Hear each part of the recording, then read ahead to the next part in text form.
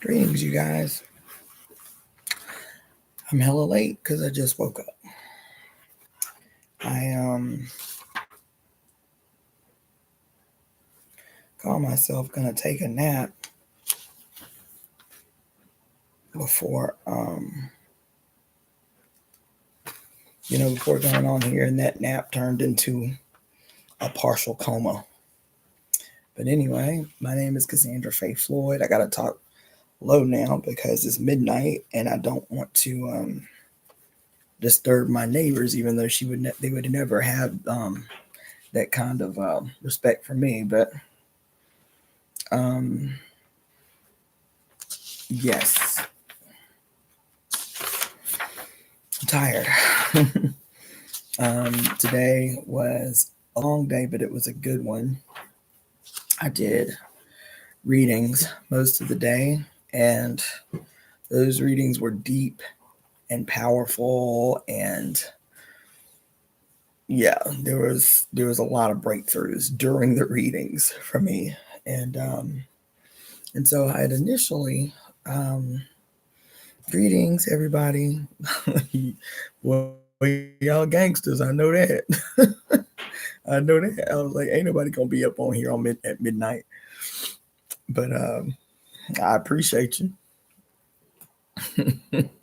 Constance, Vayoni, Mystic, Harper. But I'm gonna tell you, I was my intention, and I decided, even when I just woke up, look at y'all really up in here, Java. When I just woke up and saw that it was almost midnight, I was like, man, ain't nobody gonna be up on here. Let me just go on back to sleep and do it in the morning. But because it's such an important day, I was like, no, let me go ahead and get up. And even if they don't catch it till tomorrow, I still would have done it tonight. So it's officially midnight now. So happy Black History Month, for one. And two, happy Oya Day. Today is Oya's feast day, February 2nd. So there's a few things that I want to talk to you about, but I'm going to tell you, when I did the announcement about, man, y'all are really the fuck up in here. I am, all right then. Well, all right, let's go. When I first,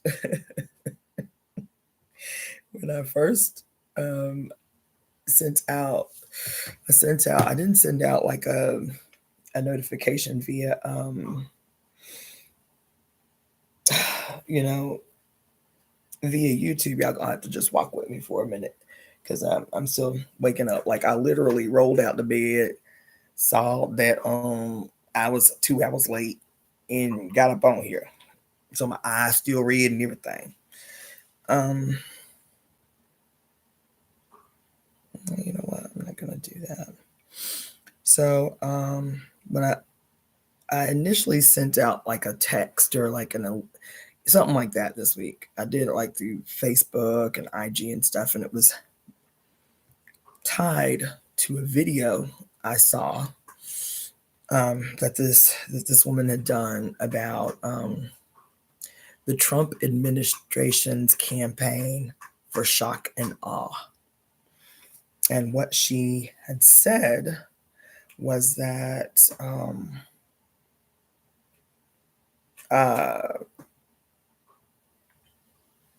Trump and his administration had promised that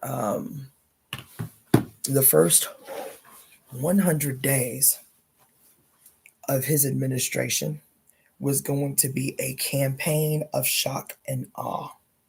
They kept saying it over and over and over again. I don't know how many of you saw that video. I sent it out to a bunch of you. Java Watson, Tajali, Zuhara. Man, y'all really the fuck up in here. Blossom. But he promised, and they rely on our ignorance, and they rely on our short-term memory.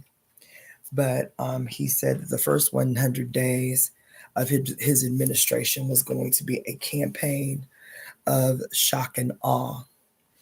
And this woman's video was talking about how shock and awe is a military strategy. It's used in combat. And basically what it is, the intention is to militarily overwhelm the enemy through just a rapid and constant rapid succession of bombs and aggression. And what it's intended to do is to overwhelm the nervous system of the target, right? So whether it's a civilian population or whether it's an actual, equal opposition, it is to bomb, and all of this shit to overwhelm, shock and awe, like a flash. And what do they call it? Like a shock and awe grenade. It is just to overwhelm while they're planning something else. It's one, a tactic of distraction, and two, it is a tactic of overwhelm, because when you are in a sharp state of fight or flight, you're not reasoning, right? You're not planning, you're not plotting, you are being overwhelmed, right? And so initially my intention was to, I even went and bought the book that she talked about in that piece called Shock Doctrine. I'd heard about it many, many times and said, damn, that sounds like something I need to read. But, and I decided that was what I was going to be focusing to, that was what I was going to be focusing today's temple service on.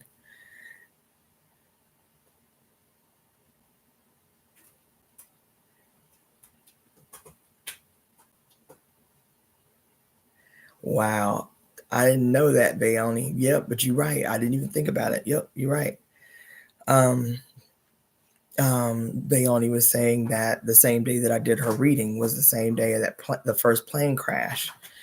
And then the second plane crash was while we was up on that mountain on, no, that was the first plane crash, was during, was on the day of the Chinese New Year and the Aquarius new moon. And then 2 days later, last night, was that second plane crash. But anyway, I had planned on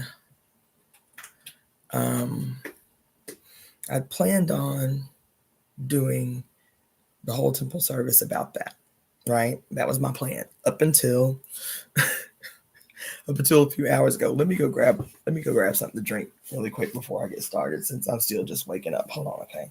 Oh, big head.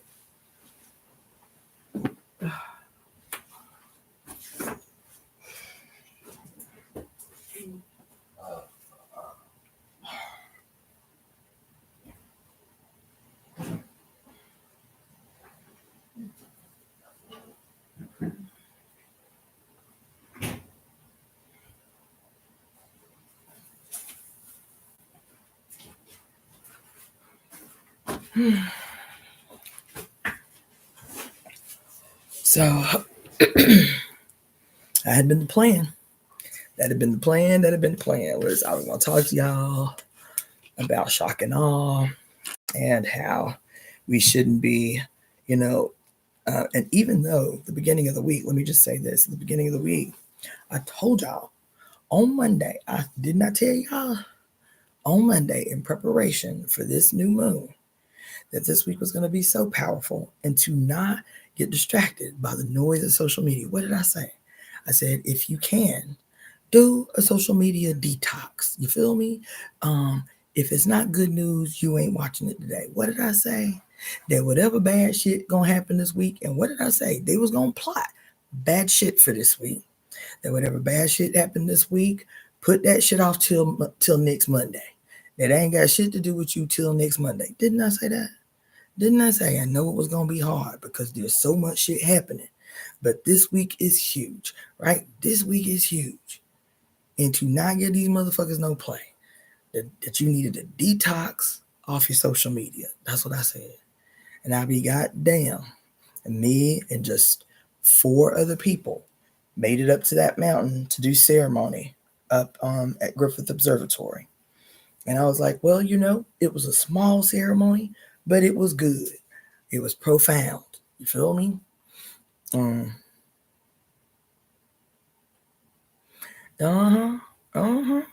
I told you. I said, if we know how powerful it is, we sitting up in here, and for what, 5 days prior? This is the most lives I did back to back in a long time. And each one of them motherfuckers was like 3, 4, 5, 6, 7 hours long. 5 days in a row. I was like, I kept saying something big is coming down. I don't know why. I'll get up on here and say, I'm going to be up on here for an hour. And the first one was 7.5 hours long. And every day after that, each one of them was like 4 hours long on average, right? I kept saying I knew it because I know them.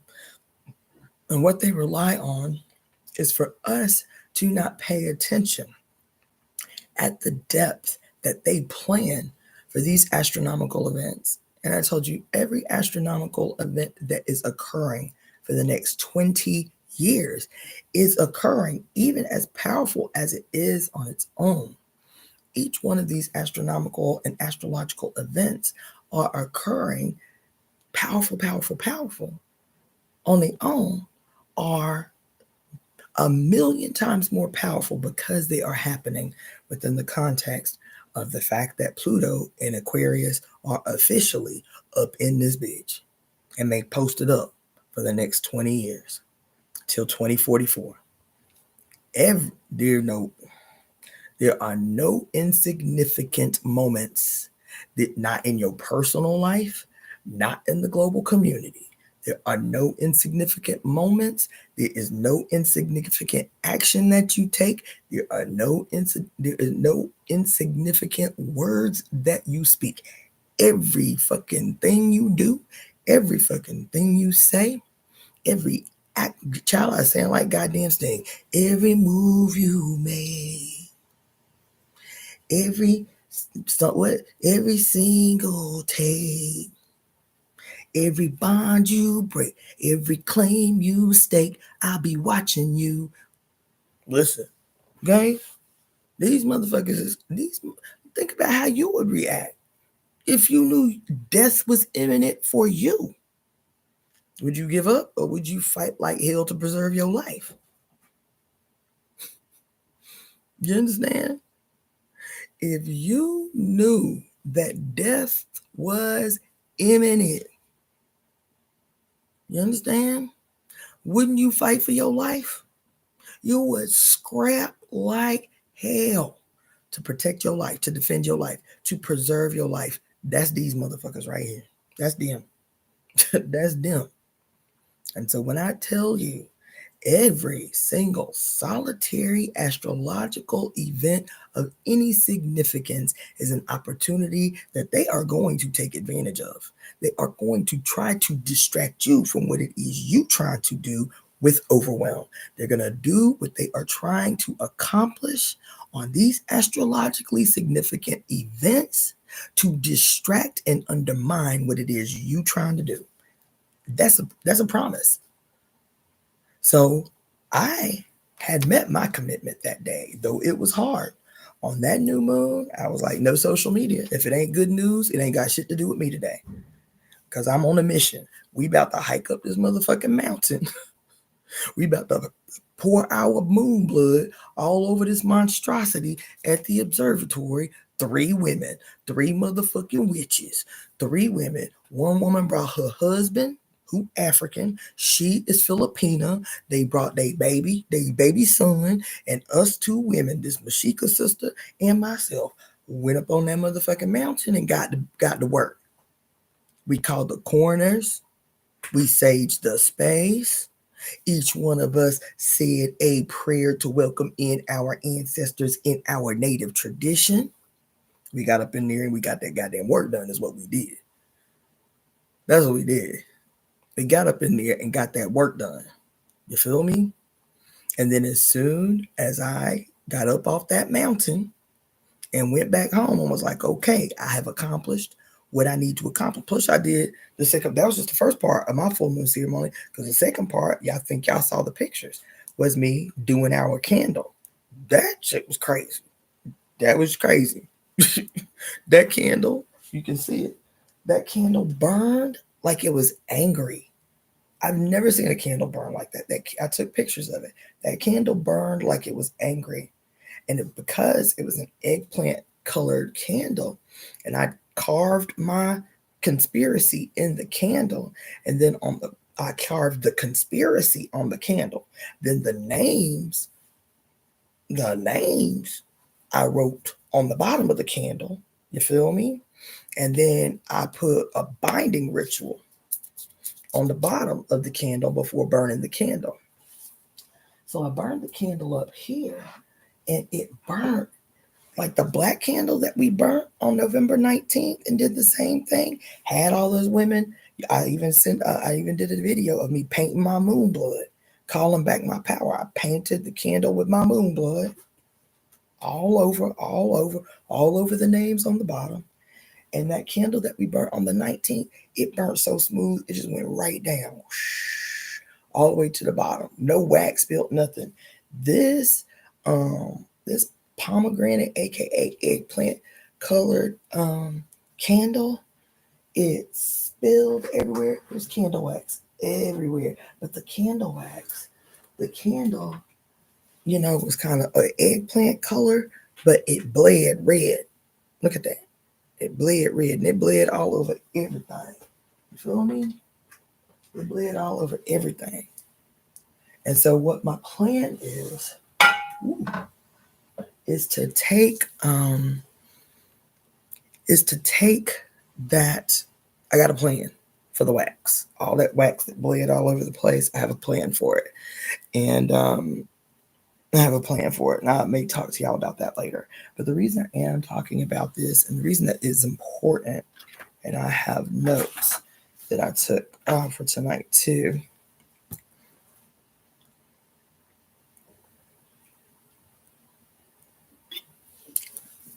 is greetings, Aaron, Sage, all y'all, chocolate sugar, is because my readings today, I'll tell you why I made the decision. I did this reading, the second reading I did today. I'm going to tell you that's why I was tired. Usually nighttime is the right time for me. I'm up till 2, 3, 4 o'clock in the morning. But whenever I do like a day of readings, it's more tiring than when I was just doing full-on massages all day. It's like energetically, it's a lot, right? Every reading I did today was off the chain, though. I was like, what the fuck? What the fuck? And I'll talk to you about a couple of those readings, because that last reading that I did before I went to go have dinner, I went to have dinner and I was going to come here and do a little studying for this thing. So that last reading that I did was what changed my mind about the topic tonight. I'm going to say 2 things about the shock and awe shit, and then we're switching gears. If these motherfuckers want to initiate a campaign of shock and awe, we have to contend. And I know that shit is difficult. The first thing I did it the first week of the new year. I have been struggling to do it everywhere. It is difficult. I get it. But the first thing that I did, and I didn't even have to hesitate. I know so many of us rely on Twitter for work and for communication or activism. But Elon Musk is a tyrant that we must end. And the only way for us to contend is economically. The first thing, and I want to challenge everybody to do the same thing. We eventually going to have to do it with all of them. We are. But for me, X, aka Twitter, was the easiest. It was the easiest break for me to make. No, he don't need to go back to Africa. The fuck? No, he don't need to go back to Africa. He need to go to fuck where his goddamn peoples is from. He need to go back to motherfucking Holland or whatever, wherever the fuck he from. Whoever, wasn't it the Dutch? Wasn't it the Dutch was the first people to colonize South Africa? No, he don't need to go back to our motherfucking homeland. No, the fuck he don't. No, his ass need to take his ass back to motherfucking Holland, back to where his motherfucking people them from. Even his parents wasn't from fucking South Africa. They moved to South Africa. They was born in goddamn Canada or some shit. They don't even need to go back to Canada. Shit, Canada don't want them motherfuckers neither. Shit, you feel me? They need to take their ass back to Holland, wherever the fuck their ancestors is from.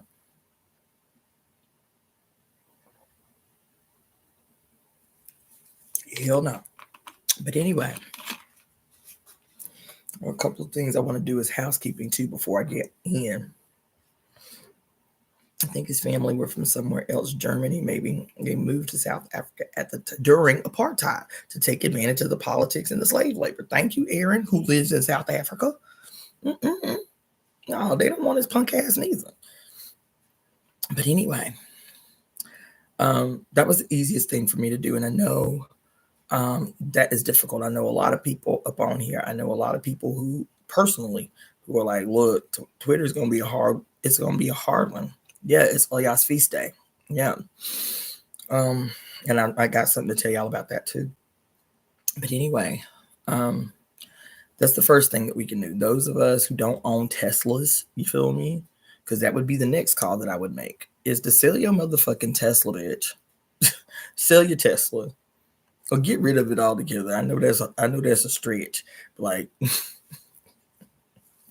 see if you can crash that bitch so at least you can get some insurance returns from it or some shit. You feel me? I mean, somebody was telling me today, I didn't even hear this, but somebody was telling me today that the day Donald Trump got elected as president of the United States, within that first week, Elon Musk's wealth went up a few $billions. Y'all, this is just some shit we cannot accept. This is some shit we cannot accept. You feel me? And so I permanently deleted. What is it? You can clear all of your data off of Twitter, aka X. I cleared all my data off Twitter X, and then I permanently deleted my account. My next ambition, which is going to be a deep one, and a complicated one and a hard one, because I've been on Facebook 15 years, I think. Yeah, 15 years I've been on Facebook. So I have like 100 photo folders on my Facebook page. I've got 2 Facebook pages. I have the business Facebook pages. And I heard somebody else talking about this the other day. Somebody was talking about, it was a woman doing a video. I think it was on TikTok. She was talking about how a lot of people are going back to MySpace. I didn't even know MySpace was still active, but how a lot of people are going back to MySpace. And then there's another one. Oh, she was also talking about how a lot of people are going over to Craigslist to start using Craigslist as an actual social media account. And then she went over, the owner of Craigslist, Craig, whatever the hell his name is, she was like, this is a guy that he's probably not perfect because he is still a millionaire, but this is everything that I could find on his background. This is who he donates to. This is who he contributes to. This is the businesses that he supports, whatever. And so far, there is no obvious dirt that I can find in this dude's background.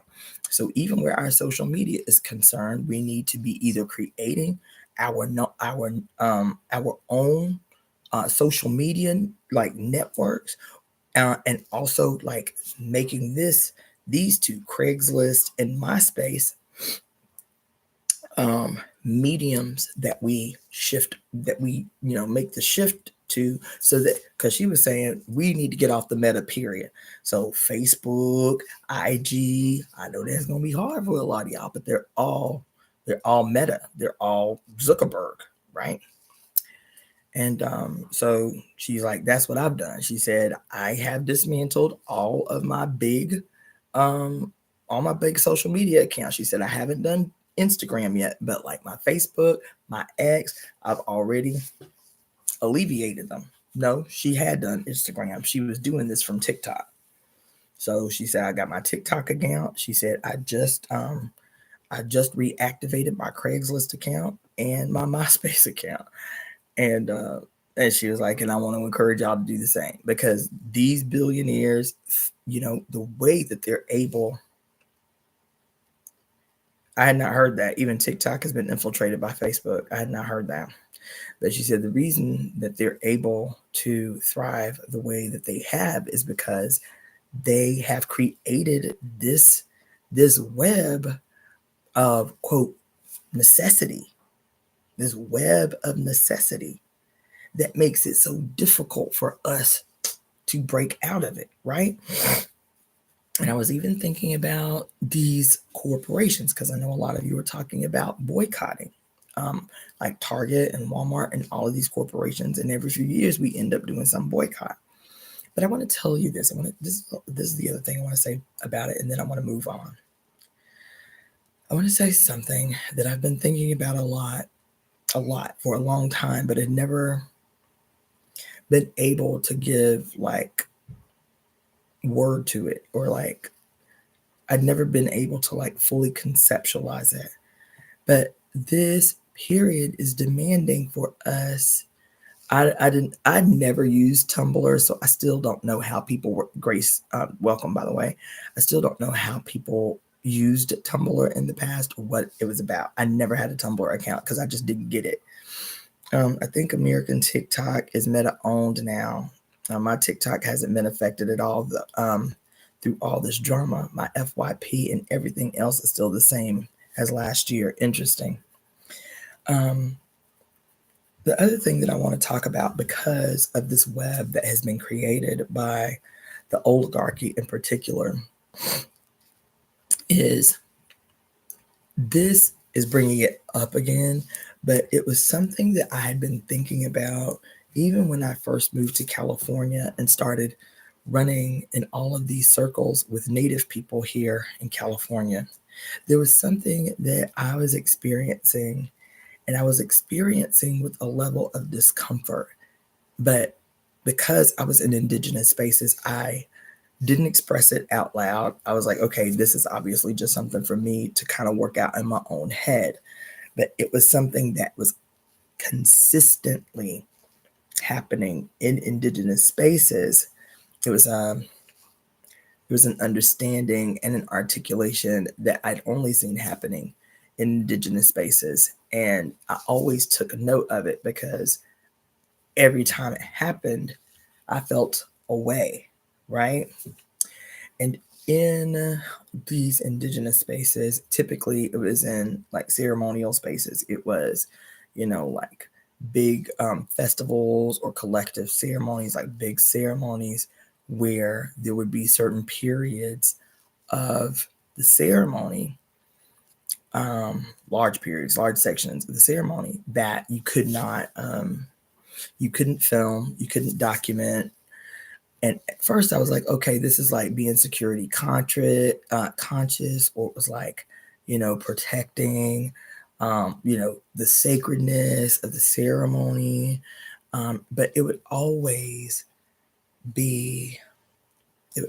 happen within the context of statements about how when these ceremonies were created, we didn't have this technology, and how technology in a lot of ways is the problem.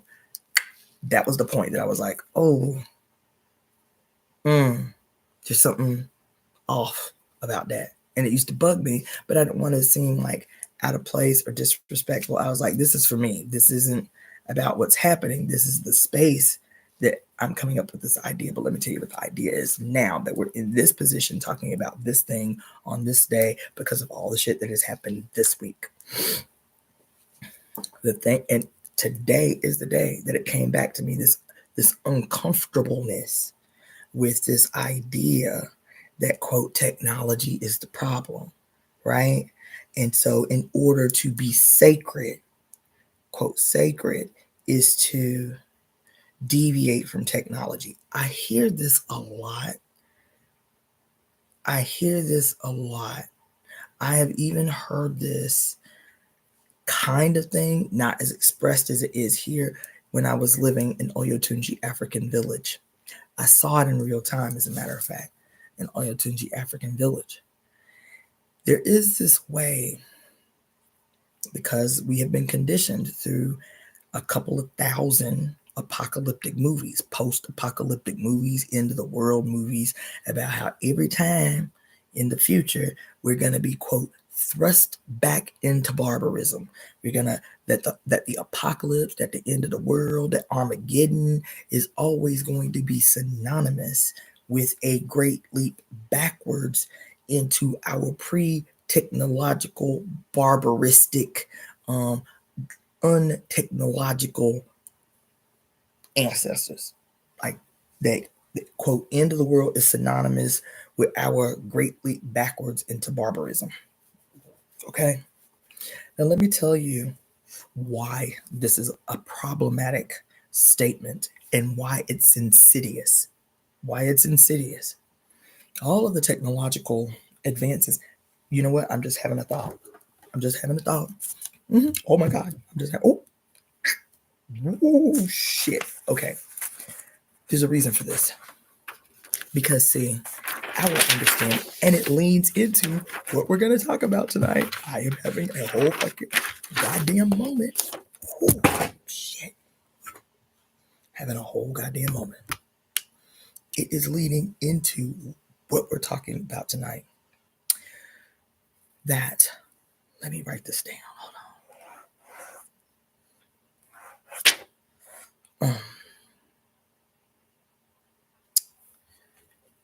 Technology, quote, barbarism or prehistory. Oh my God, yes. Fuck. It leans right into what we're talking about tonight. God damn it. So this thing, so it's indigenous people, black people, indigenous people, talking about how the problem is technology, that we developed these, quote, sacred sciences before modern technology. God damn. Before modern technology. And the implication is so insidious. I just saw this. It's insidious.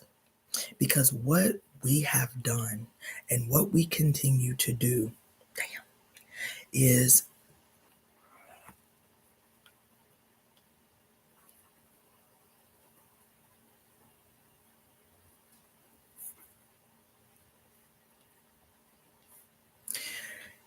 to deify white men. That's what we continue to do. So even something as seemingly simple as me going to ceremony or me going to indigenous events and them say, turn off all your technology right here in this moment, because technology can have a negative impact on the ceremony. Feel me? So don't nobody be recording this, that, and the other. We want to respect the sacredness of the tradition, right? And so on surface level, you're like, yeah, that makes sense. Then you get deep. Then I look back instantly in this moment. It didn't even occur to me to this moment. All of these spaces, these ceremonial spaces that I have been in, right? Where, especially African, when I go to the village or whatever, and we're, quote, living off grid and all of this stuff, how we have adopted that, in whether we do it consciously or not, that modern technology, even though it has served us, is based on the evils of the white man. You feel me? Modern technology, right? And so every movie that you have seen about how the future, the post-apocalyptic, the post-Armageddon future is always synonymous with a great leap back into, quote, prehistorical barbarism, that period where we just barely knew how to use fire. You feel me? That period, right? Because history, modern history, if you Google modern history right now. What we call modern history, the quote, age of modern history, begins with Rome, begins with the Roman Empire. It does. Like according to like the timeline of recent history, modern history is considered the period where Rome began. Even though all these other places existed, all these other places is older than Rome. Modern history begins with the beginning of the Roman Empire.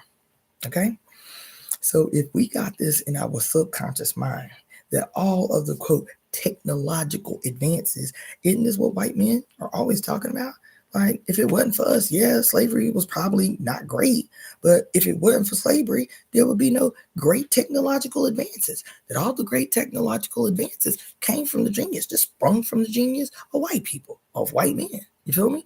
All of the great ages, the age of enlightenment, in the Industrial Revolution, in the Gilded Age, and the this and the this and the this and the this, is all attributed with the bourgeois genius of white European men. Isn't that what we're told? So the subconscious programming is that every time you see the 2,788 dystopian movies that have been made since 1914, yes, 2,788 dystopian shit hit the fan, post-apocalyptic, post-Armageddon ways that the world can end, they are always synonymous with the absence of technology, that we've been thrust backwards into barbarism. You feel me? Thrust backwards into a period where we got to use horse and buggies and shit. All of them, right? And I'm like, oh my God. The reason that they do this is because they teach us that anything outside of modern history, anything outside of modern history is called what? Prehistory. Prehistory, right? Isn't that what they call it? What is prehistory? It's the mother's history. It is the history of the extremely large dominion of matriarchal societies. You're talking about 25,000 years of known history. That's quote prehistory. That, you know, that stuff that existed before modern history. You know that shit. That time back there when women ran shit and it was all like tribal and shit. You feel me? That's, you know, that's not what you really need to pay attention to. It's this modern history, right? The history forged by blood and iron. The history forged by blood and iron. Why is that significant? Because blood and iron is the age of Rome. Blood and iron is the age of Aries. Blood and iron is the age of the iron in your blood. Isn't that what Ifa tells you is so significant about Ogun? Is that not only does he rule the iron of the outside world as God motherfucking damn,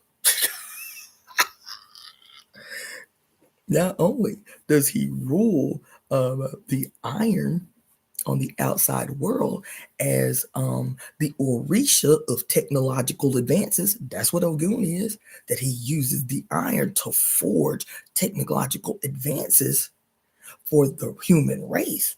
For the human race, right? Not only does he rule iron, Ogun, aka Mars, aka Aries, but he also rules the iron in your blood. That's why they call it the age of blood and iron. Now, they don't know that's why they call it that, but that's why they call it the age of blood and iron, right? Iron is the metal that governs the age of Aries or the age of Mars or the age of Ogun. Mars rules iron, the iron in your blood, and the iron used to, aka, forge technological advances for the human race. So in their mind, they are responsible for all the rapid technological advances because they forged or forced technological advances through warfare, through the spilling of blood. You feel me? And so this becomes important because they see technological advances as synonymous with the evidence of their genius, even though they didn't invent shit. That's the paradox. They didn't invent shit. It is what, and they even came up with a statement for it. What's the statement? Um, Necessity is the mother of all invention. Necessity is the mother of all invention. Sound like some shit that you would create if your ass was creating a constant state of necessity for others.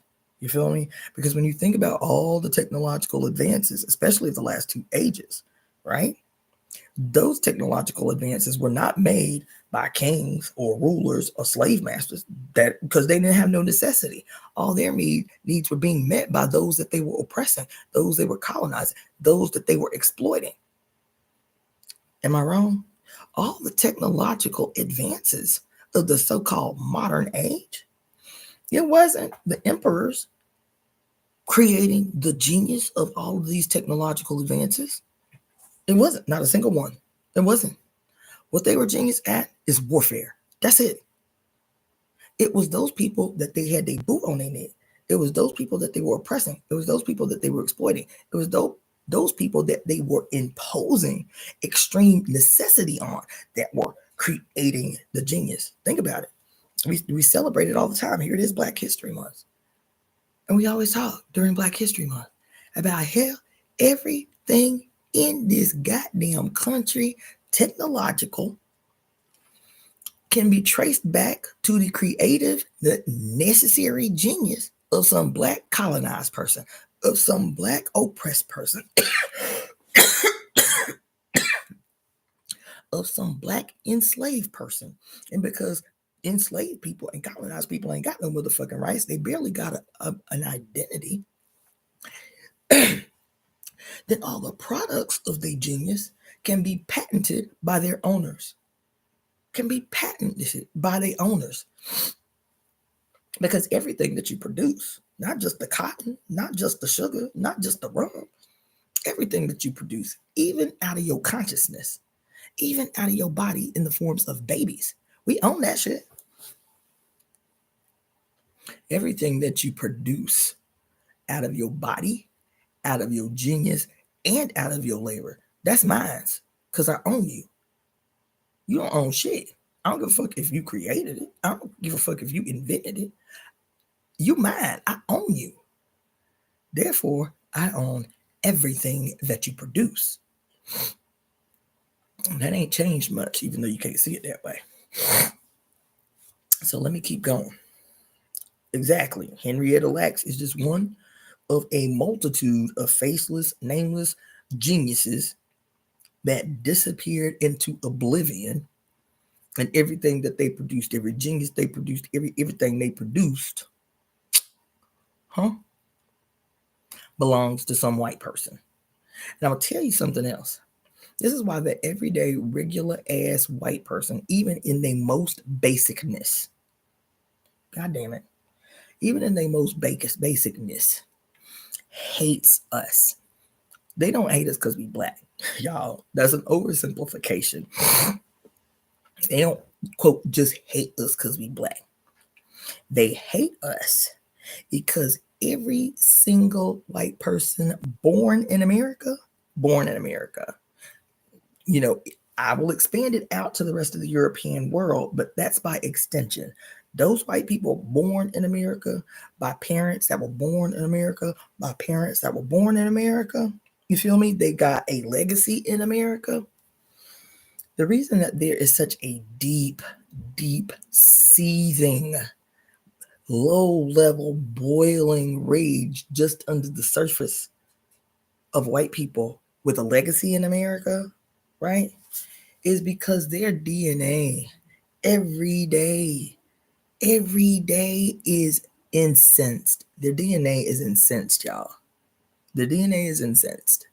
The reason their DNA is incensed is because their DNA has a memory. It's a very recent memory. Their DNA has a memory of that grand old time, that grand old period of mint juleps on the summer porches, drinking mint juleps or lemonade or iced tea, when they make the fucking war cry, make America great again, bitch, They talking about slavery. They talking about slavery. There was no necessity for them during slavery. There was no necessity for them. Every single solitary, every need they had was met by some person that they had transformed into robots. Listen to the goddamn motherfucking word. We don't have to be talking about the fear of some AI taking over our jobs. We cannot have a fear about robots taking over our jobs without first doing a deep historical analysis of the period of time 400 plus years in the United States of America, in the fucking Caribbean, in South America, in Central America, in Australia, in Fiji, in the Philippines, in goddamn New Zealand, on the continent today. Who the fuck need to be having a goddamn conversation about the takeover of fucking robots when you got millions of men, women, and children on the continent of Africa right now who have been reduced to robots? That's what they've been reduced to. We are the artificial intelligence, because they do not see humanity in us. They do not see the ability to love in us. They do not see us as something to be desired or loved or any of that shit. We're talking about a goddamn discussion. Everybody's scared about the robotic takeover of jobs. Nigga, you was just made to work for free for 400 years. Should nobody, black, brown, red, or yellow, ever have to work another day in their goddamn life? That's my personal position. That if the whole colonized world stood up right now today and said the reason there shouldn't be a billionaire on earth is, bitch, ain't none of y'all paid. Ain't none of y'all paid. Ain't none of y'all paid. Not a government, not a billionaire, not an inheritance tax, inheritance wealth. Bitch, what is you inheriting if it's not the maintained stolen labor and resources of everybody on the goddamn planet? I'm telling you, if we were to make these motherfuckers unhand our wealth, unhand our wealth. That's our inventions, that's our creations, that's the lives lost of our people who died prematurely under this wicked ass bitch. Everything that we have created, every song we've sang that they've stolen, every invention we've created that they've stolen, there ain't nothing. Listen, you talking about AI if you want to, fighting a goddamn robot for a motherfucking job if you want to. That is not the issue of the day. The issue of the day is not jobs. They will keep you caught up in this dumbass conversation like they ain't sitting on a mountain of stolen, perpetually, continually stolen wealth that they owe you. And if they ain't gonna unhand it, which they ain't, it means we have to be having another conversation about how we gonna get our shit back. That's the goddamn conversation that has to happen, because if we became the owners and controllers of the technology that we have collectively created, all of us, black, brown, red, yellow, and even white people.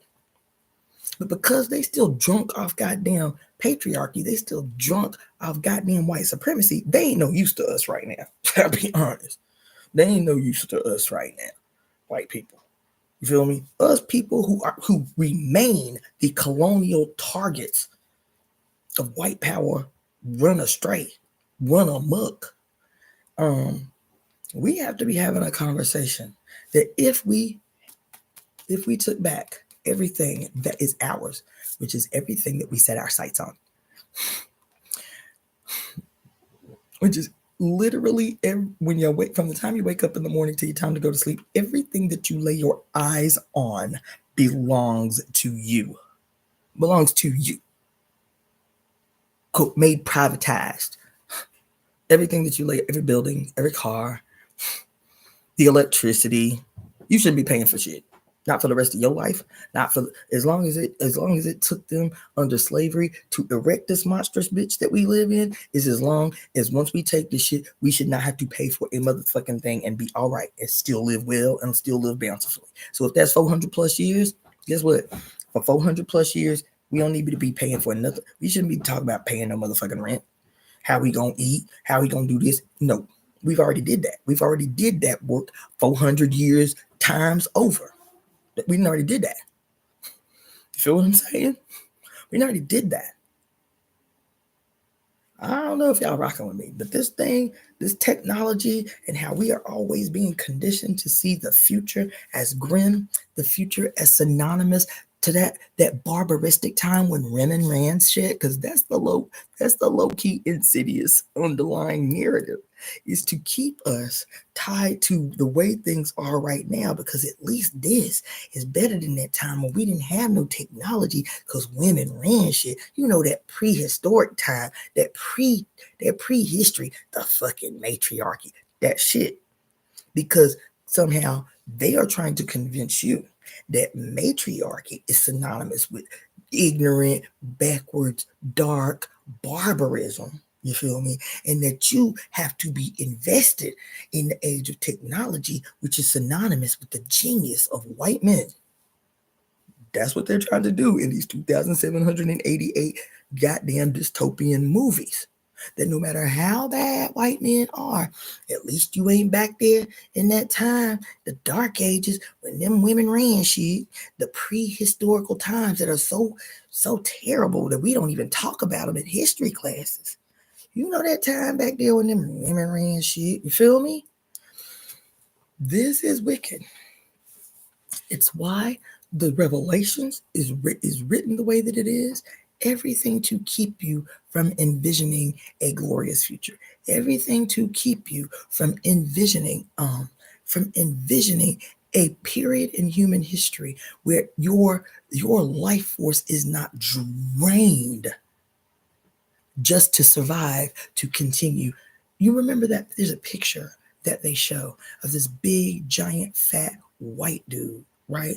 In a suit and tie. It's a sketch that was in a newspaper or something. Big old giant fat white dude with like a little clock hanging out of his suit, and he fat, and he is attached to an IV.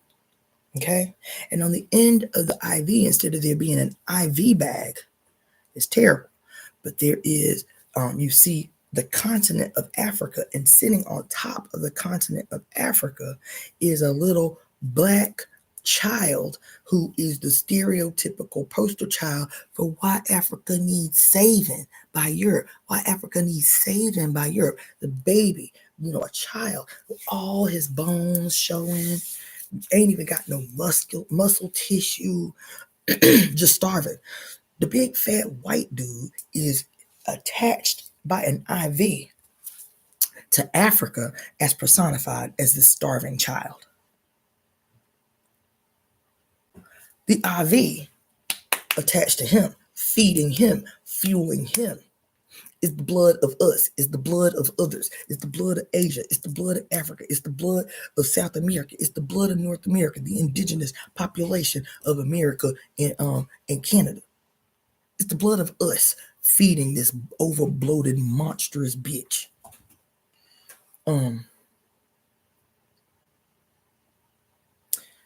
This monstrous bitch. You feel me? And without us, it could not survive. Without us, it could not live. You feel me? Let me see what y'all talking about. Cut it out.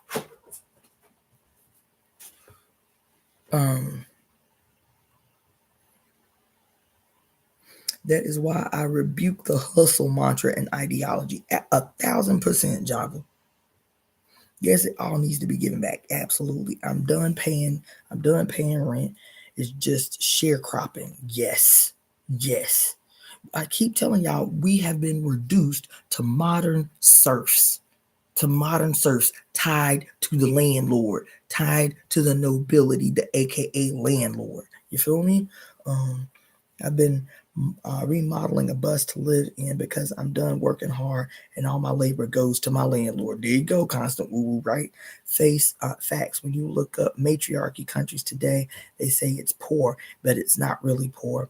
Oh my God, this is no coincidence. I'm reading Rooted by Brea Baker, and here you go talking about the same stuff. The pyramids was built during the prehistorical matriarchal period, and we still can't replicate that level of technology. Thank you, Tajali Mushana. That's the point. Because even when we get all romantic and nostalgic about the dynastic period of Egypt, the 33 dynasties of the dynasty, we're looking, the dynastic period is still like Rome. It is the period where male domination has finally been secured and concretized. Yep. So anyway, let me get back on track. So this thing about about the future being synonymous with the removal of technology. That's what I want to get to. This insidious, wicked ideology implanted, embedded in us that we should fear the future because the future is synonymous with the removal of technology. Because technology is the white man's thing. That's what we say. Technology is the white man's thing. That's why I was always irritated by that thing that was coming out in these indigenous circles. These great spiritual rituals was developed at a time where we didn't have technology, and so we got to remove the technology to maintain the sacredness of the tradition. That was ever so subtle, but I was like, ding, something's wrong with that. Because again, it implies that technology is synonymous with white. It implies that technology is synonymous with white supremacy. Right? Not that technology is the byproduct of colored genius, of indigenous genius, of melanated genius that was co-opted and stolen. I'm gonna fuck y'all up because what I planned on talking about tonight is tied to this, even though this is not what I was opening about. So the other thing is this, is that what was I gonna get to? Okay, we've been the robots. Artificial intelligence, and this is, through the lens of the white world. Artificial intelligence is us. That's why they don't show us humanity. They don't see us as people. They still, at least they DNA don't see us as people. When they talk about make America great again, I'm telling you, they ain't talking about the good olds. They're talking about slavery. They're talking about the period in their life where they can recall that even as poor and working class white men, all they had to do was save up a few coins for a little while, and they could buy at least one slave that could help them maintain their life. That even if they didn't, quote, own those slaves, that their whiteness entitled them to the access of black bodies, and therefore, aka, they could rape black female slaves because they didn't see them as human. They saw them as robots. They treated them as robots. They didn't have to feel guilty about raping or killing or torturing or traumatizing a female person. Why? Because as far as they was concerned, their church had indoctrinated in their consciousness for many years. The institution of slavery lasted 400 fucking years. They indoctrination taught them that we didn't have no spirit. We didn't have no soul. We didn't have to feel guilty. These are just animated objects for which we can do our wildest imaginings on, males and females. But I make a distinction about females for a very specific reason, right? And so, everybody talking about all these men and they sex toys, they sex dolls, and how men are entering into these weird ass relationships with they sex robots in Japan and shit. Why? Why? Because just like the good old days,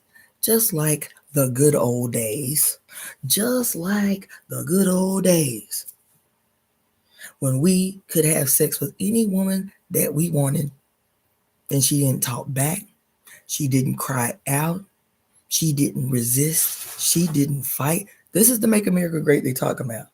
This is the Make America Great Again that they talking about. That we could plant as many seeds in her as we wanted and did not have to pay child support. Why? Because we were either forced to breed her, black men, or we as white men could lay as many babies up in her as we wanted to. The babies that we create with them, they ain't human neither. They just robots. They just robots. They just robots. That we can go and rape this woman night after night after night, and guess what? She ain't gonna go to the police. She ain't gonna cry out. She ain't gonna fight back. She ain't gonna plot my murder. Nope. Guess what? She's just a robot.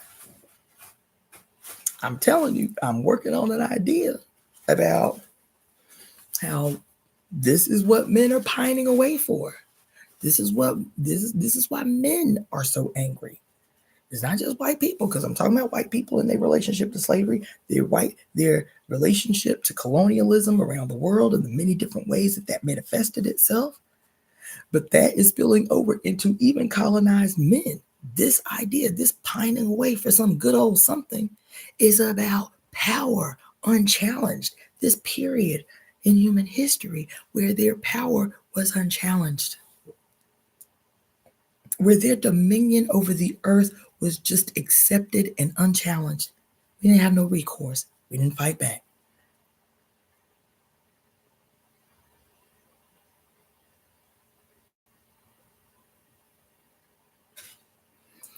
That's what I'm saying. Delisha Davis, you're saying what I'm saying, baby. You're saying what I'm saying. She said, but the technology we have now has enabled us to evolve, and now we're thinking by the dissemination of this very information that you're talking about, and the technology has allowed us to learn the truth. We're saying the same thing. But what I am saying more than that is the technology that we have always, quote, attributed to the, quote, genius of white men. It's our shit. It's our inventions. It's our creations. Everything. Every Black History Month, what we always talk about. Did you know that the stoplight? Did you know that the combustible engine that gave us the ability to drive cars? Did you know that the refrigerator? Did you know that our ability to freeze food? Did you know that the first open heart surgery? Did you know our ability to store blood? Everything that we can talk about damn near is the invention of some black-skinned person whose genius was stolen, whose creations were patented by their owners. You feel me? And so I'm going to tell you another thing that came up in relation to this, but let me not.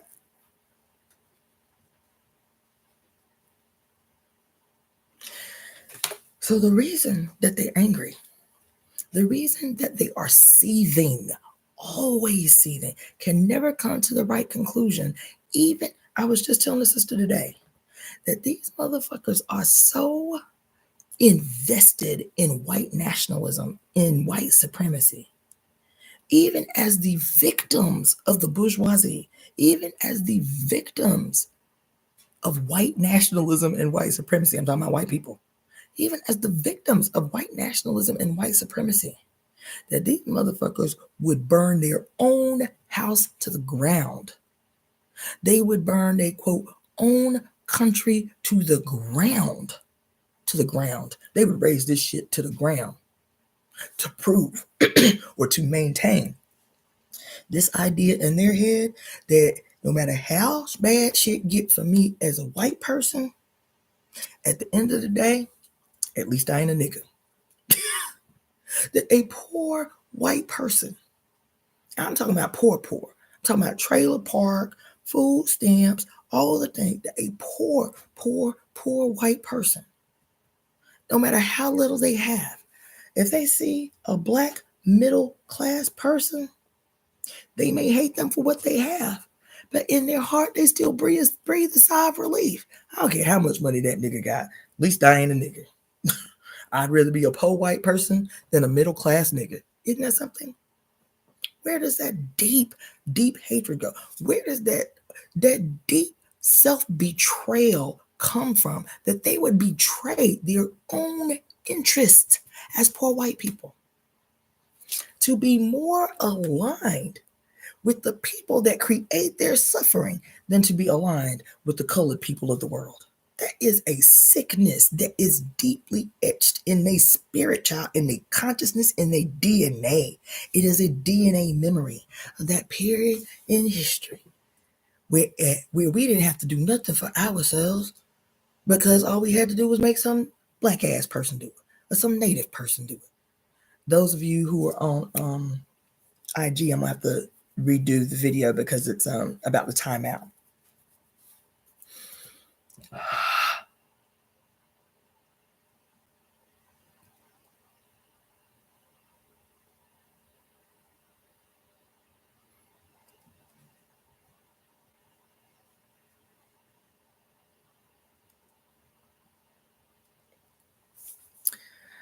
They're longing for a period. Men are longing for a period where women would take the suffering they were experiencing in relationships with them, in marriages with them, and remain voiceless, remain unopposing. That's what men are lamenting for. That's why they keep talking about, quote, the traditional wife, the traditional woman. What are they talking about when they say traditional? What period is it necessarily that you talk? Next time you hear somebody talk about the traditional wife, want the trad wife, want the traditional wife, ask them exactly what time period you talking about. Traditional how? Traditional what era exactly are you talking about? What era are you talking about, sir, when you talk about the traditional wife? Because every era that you name for the last 6,000 years, is an era defined by our subjugation. That's why they mad. White women who hate us. It's a hard thing to sit with. White women hate us. And they can't even understand why. And I've even heard white women, attempting to articulate, attempting to understand why they hate us. They don't say that. They say, why are we so jealous of black women? Why we envy black women so much? No, it's you hate us, and your DNA is teaching you that hatred is the only response that you can have. Because the reason that black women are the object of so much revile everywhere on earth, is because of the shit coming out of the United States in particular, right? But not exclusively. Everybody on earth has a memory of this place that we see now as the epicenter, the apex, right, of power, of first world power, right? That just 175 years ago, 175 years ago, just 175 years ago, these black bitches that's in every space, these black women who are the most educated, who hold the most degrees of any group in the United States, how dare these black bitches go in just 175 years from being the absolute lowest in this country? The absolute lowest. There was no aspect of their existence that they had a right to. No aspect of their lives, of their existence on this planet that they were entitled to. They weren't entitled to their wombs. They weren't entitled to their voice. They weren't entitled to their hair. There was no aspect of their existence for 400 years that they were entitled to. They were literally the robots, the child breeding robots of the founding of this country right here. Isn't this perfect? And when you talk about the Matrix, what is the Matrix if it wasn't the 400-year baptism of this monstrous motherfucker right here through the mechanization of the uteruses of black women who could generate material wealth for you literally out of their bodies? This is amazing. All we got to do is breed them. All we got to do is, rape them every night and plant some seeds, and everything that comes out of their bodies, we own. Everything that comes out of their bodies, we own them. This is literally generating wealth out of thin air. This is wonderful. This is wonderful for us. All I got to do is buy one she-male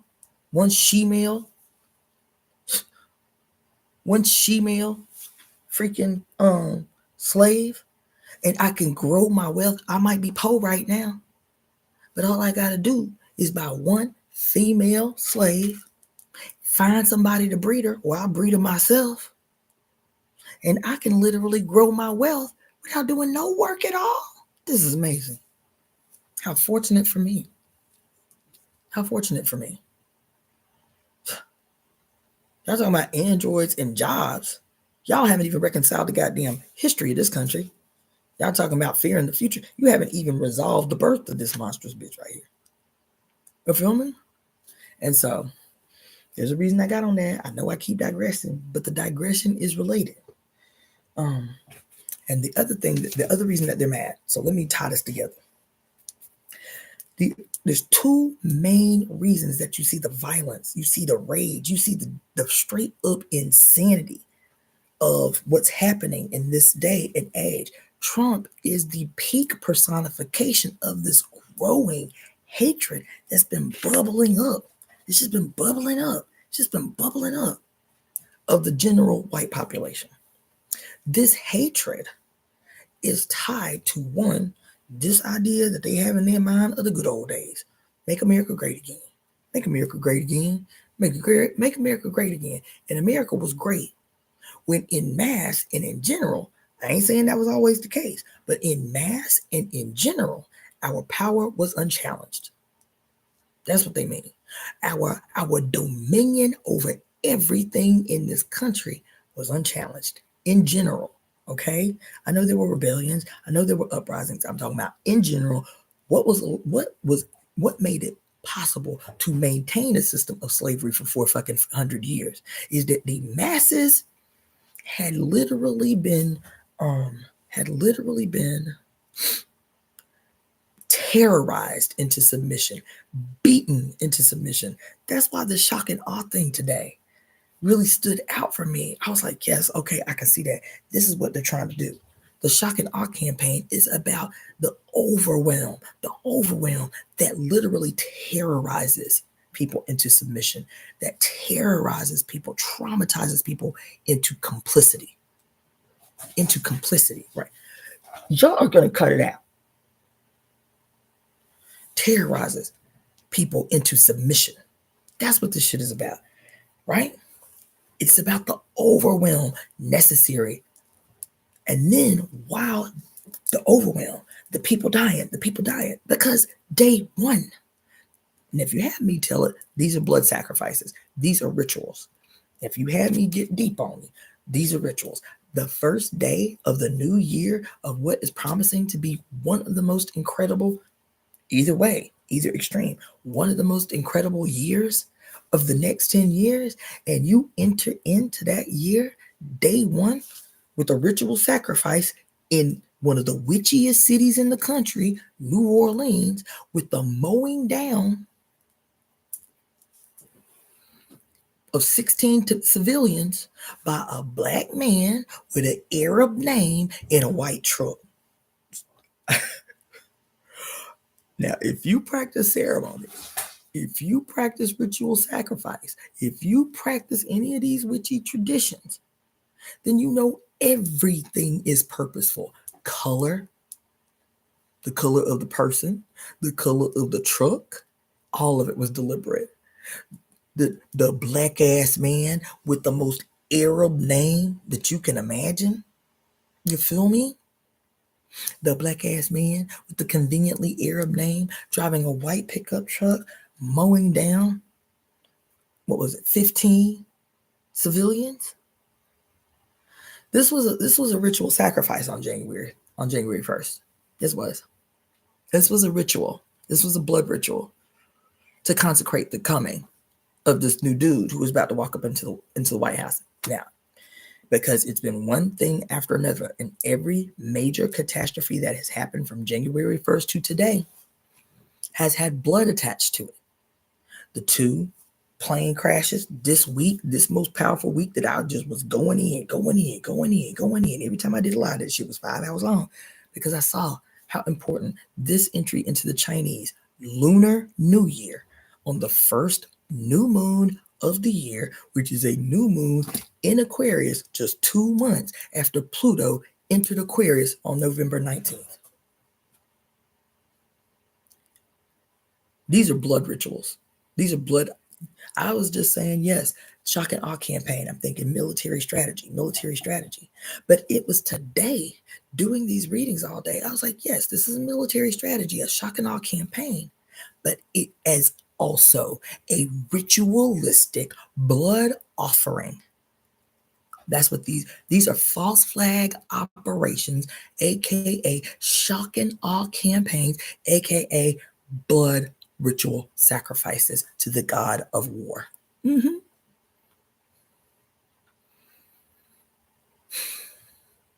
Mm-hmm. The fires. Listen to what I'm trying to tell you. The fires here in California. How is fire used in ritual offerings? Isn't fire so important in most rituals, most traditional religious rituals, as the centerpiece for the offering? Whether it's war ceremonies where they do the war song and the war dance to prepare for an aggression, whether it is the fire needed to consecrate all the instruments of the sacrifice, aka ceremony.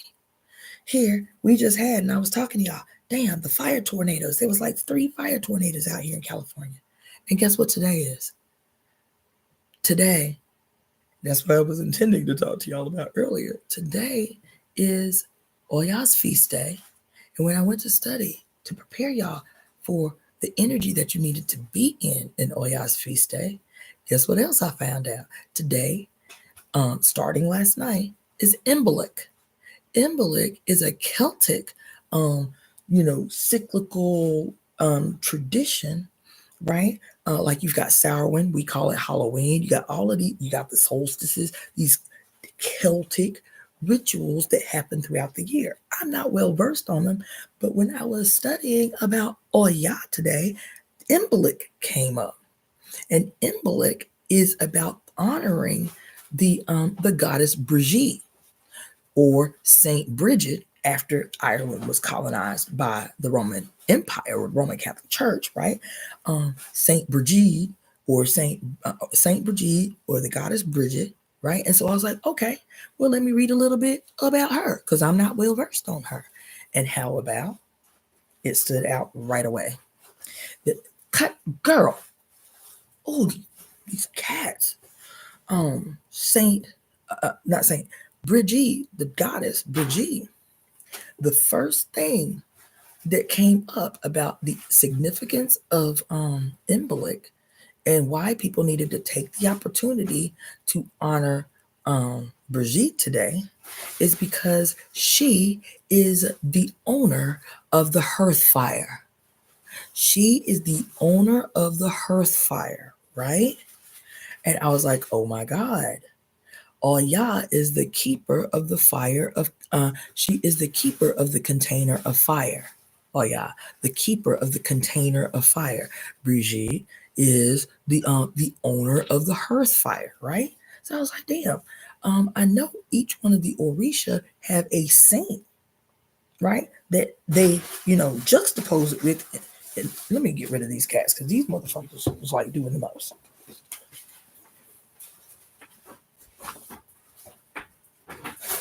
Now cut it out. Get your ass out. Right now.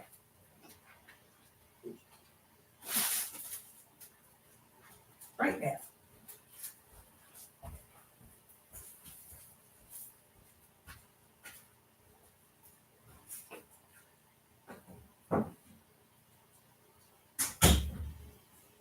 Damn it.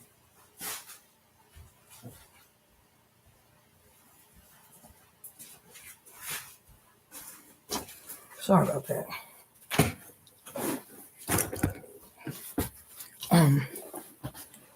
So I had always heard that Oya, the saint most closely related to Oya, was Saint Teresa, right?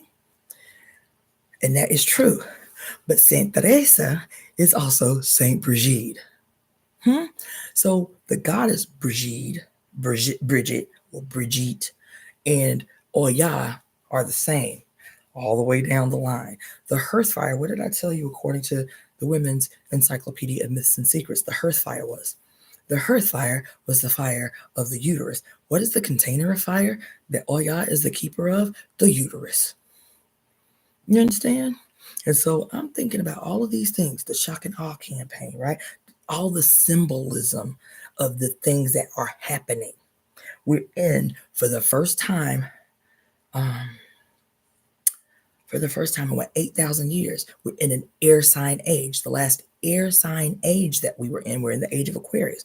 The last air sign age that we were in was the age of Gemini.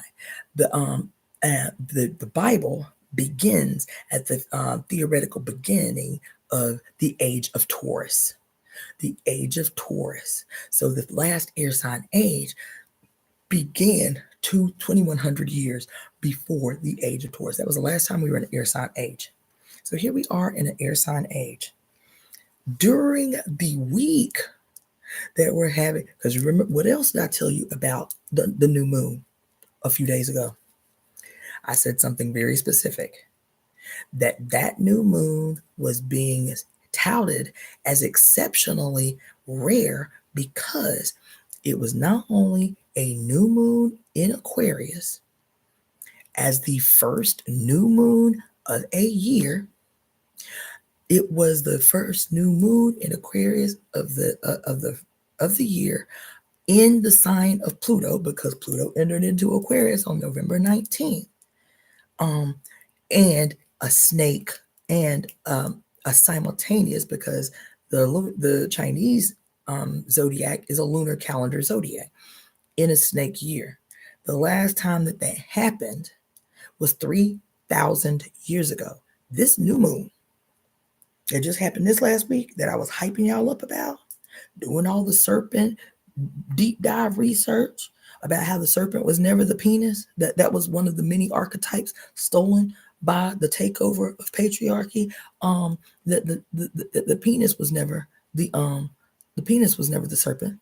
That it was the woman's vaginal canal, and her vaginal lips was the mouth, the open mouth of the serpent. You feel me? So I'm mind blown over all the serpent, but this particular new moon hasn't happened in 3,000 years.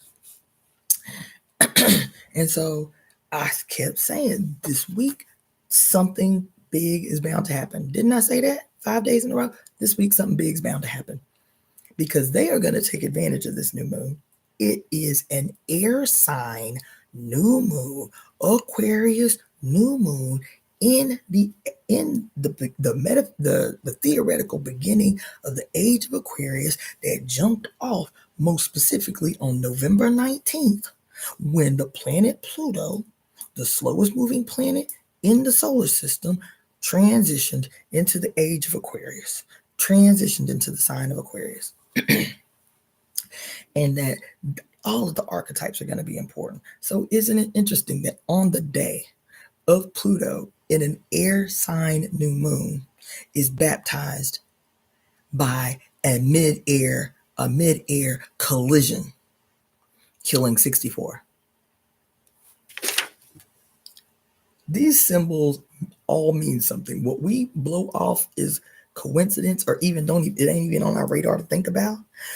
In the air was fire and air, fire and air, fire and air, that killed all these people. This was a sacrifice. This was a ritual. 2 days later, another one. This is a ritual. And it happened on the day that Jupiter stationed direct on the day. So the first airplane accident happened on the new moon. And 2 days later, the next airplane accident happened as Jupiter stationed direct. Same day. Meanwhile, they're saying that accident that happened on the new moon is the first over the United States airplane accident to happen in 2 decades. 2 decades. In 2 decades. The last major one being 9/11.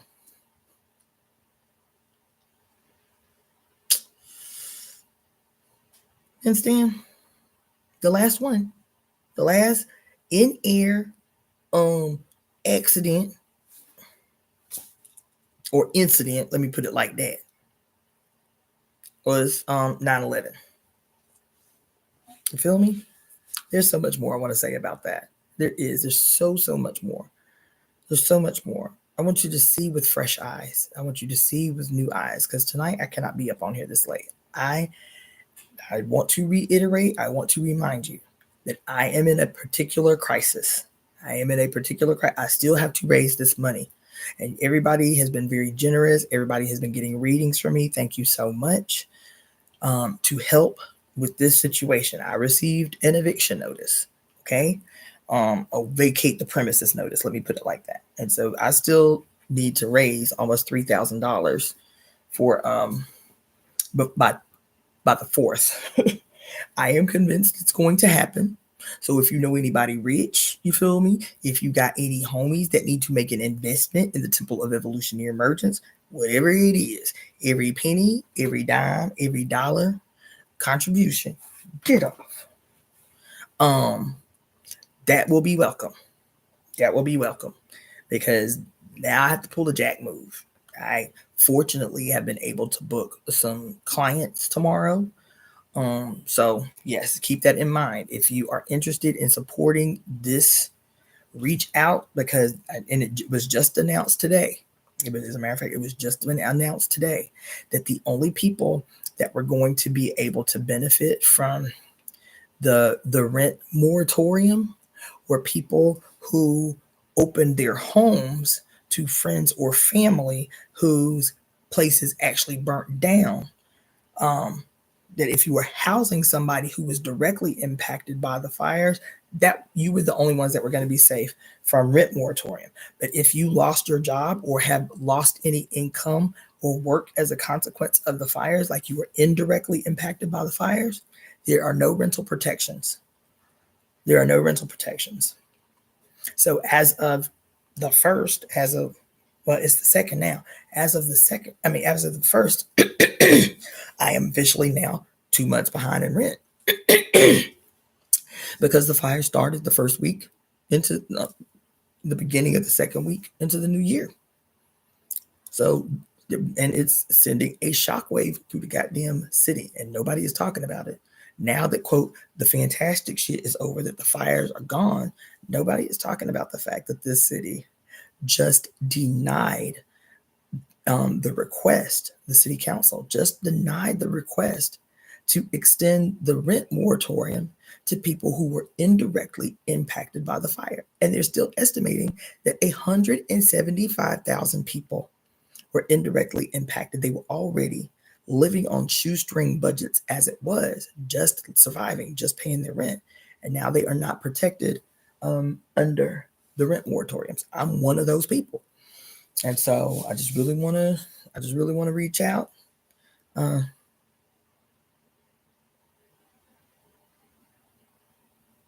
Yeah, that part, Java Watson. So I just really want to reiterate that even though I'm up on here at 1:30 in the morning talking to you about the state and all of this shit,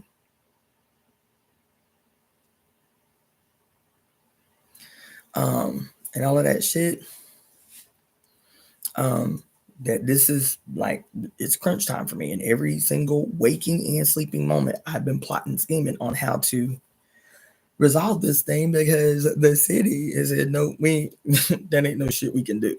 And the city ain't did shit anyway, truth be told.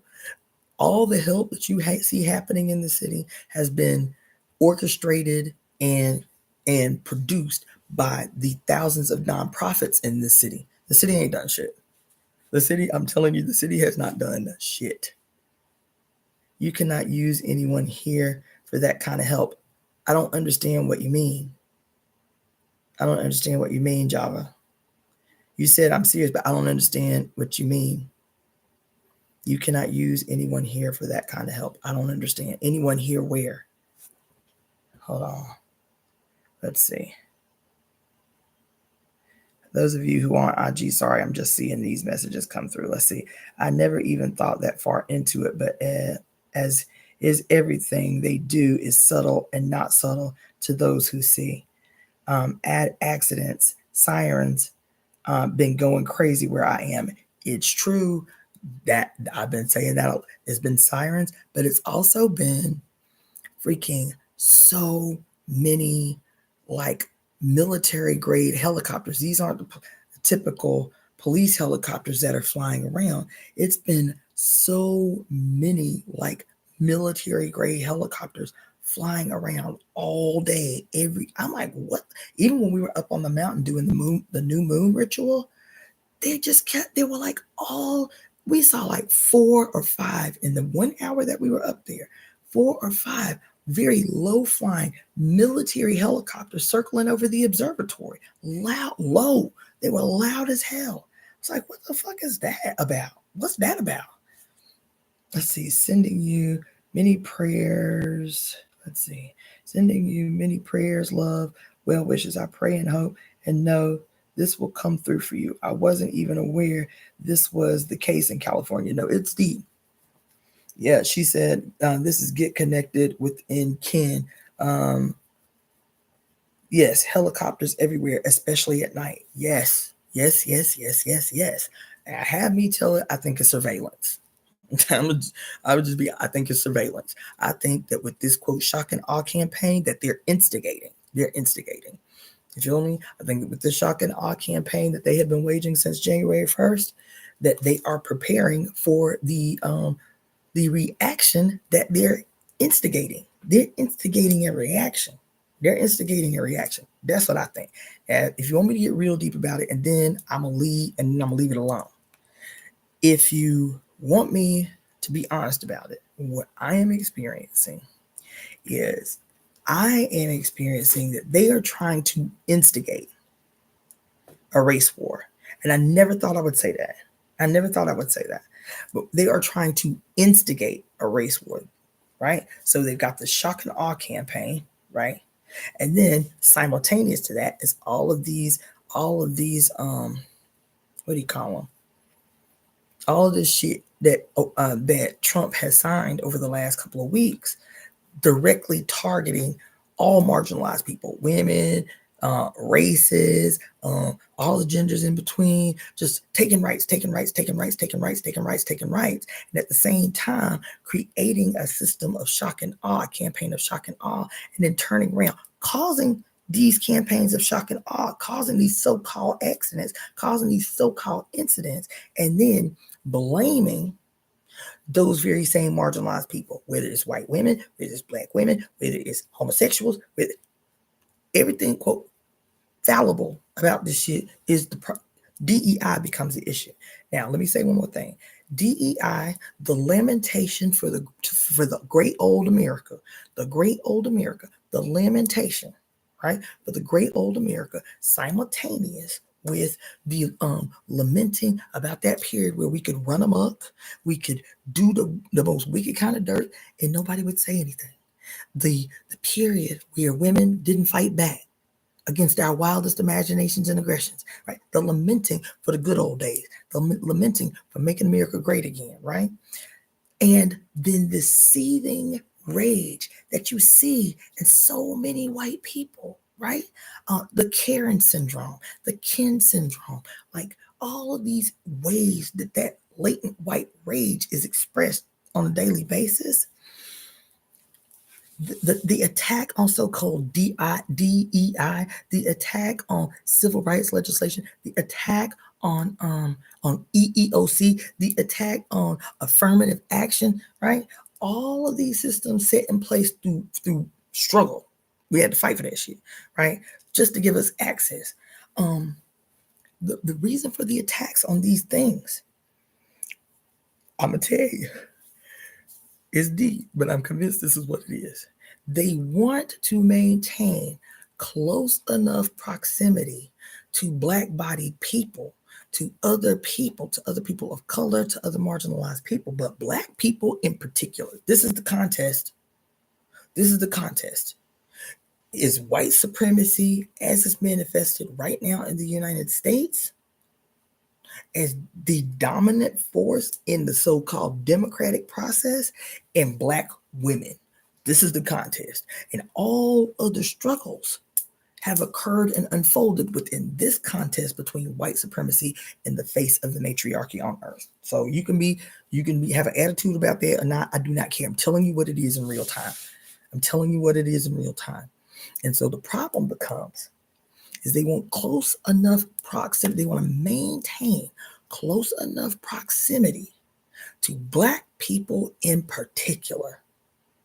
They want to maintain close enough proximity to continue to leech, to siphon, to steal, to rob us of everything. Life force, essence, wealth, creations, inventions. They want to maintain close enough proximity that they can still benefit from proximity to us the way that they did in slavery, but maintain enough separation that their mediocrity is not put on display. See, white people in general, white men in particular, have not had to evolve. They haven't. Why have they not had to evolve?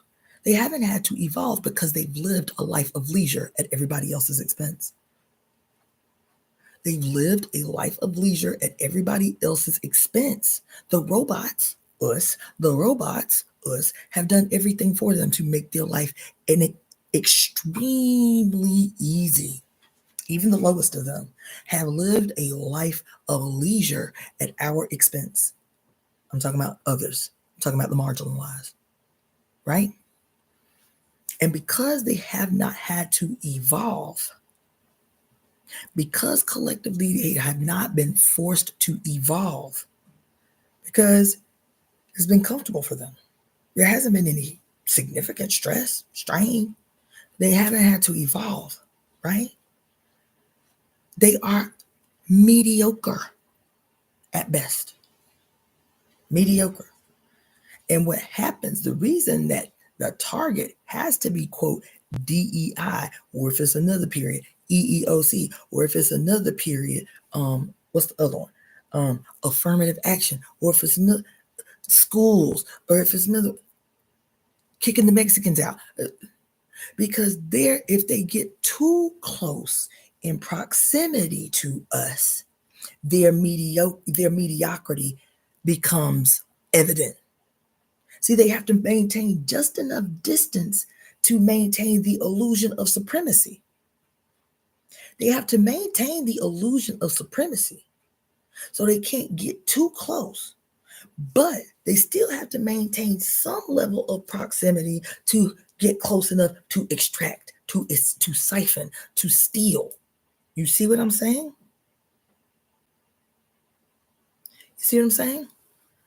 But if they get too close, aka a Black bitch in a CFO position or a CEO position, if they get too close, aka some Black person who started out in the mailroom becomes the district manager, if they get too close, aka Mexican doing this and this and this and this, aka some colored person doing this, some woman doing this, that's why the first thing they did was start screaming DEI towards the Black mayor here. Even though I got radical beef with her, the Black woman here and the white female lesbian chief of the fire department. Oh, these DEI hires. This white lesbian chief of the fire department and this first Black female mayor of the city, right? These DEI hires. Now, I told you, it was Karen Bass's incompetence that got her elected in the first place, because this is a plan. This was strategic, this plan, to put on display the incompetence of these Black folks as the evidence of, quote, DEI hires, you feel me, that was coming for this white supremacist takeover of the state, this outward, overt white supremacist takeover of the state, because the state's always been white supremacist, but this overt takeover of the figureheads of peak white supremacy, so much so that it was concretized by a Hitler salute. You feel me? And so Karen Bass in particular becomes a juxtaposition. But anyway, that's what I'm saying. Let's see. I'm actually here in Maryland, not too far from DC. So yeah, shit is right in my face. Yes. So let's see. Java Watson. Yeah. Okay, let's see. So they're saying if anyone in the chat was directly affected, would they be able to say you housed them? Oh, I see. Okay. Anyone in this chat can say that you were helping them because their place burnt down. I got you. I think she means does any of your subs need shelter? I got you. Okay. Yeah, I really didn't understand. Okay. Hey, Cassandra, what are the methods through which one might offer up a donation to you? Okay. So thank you for asking, Patrick. So my email, the email for the temple. And this is how you can get in touch with me. This is how you can book readings. This is how you can make donations.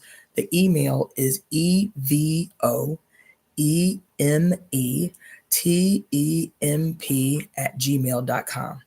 EvoEmeTemp@gmail.com. So you can email me there to book a reading or to book a wellness consultation, but you can also you can also send a donation to my Zelle through that email address. That's the temple's checking account.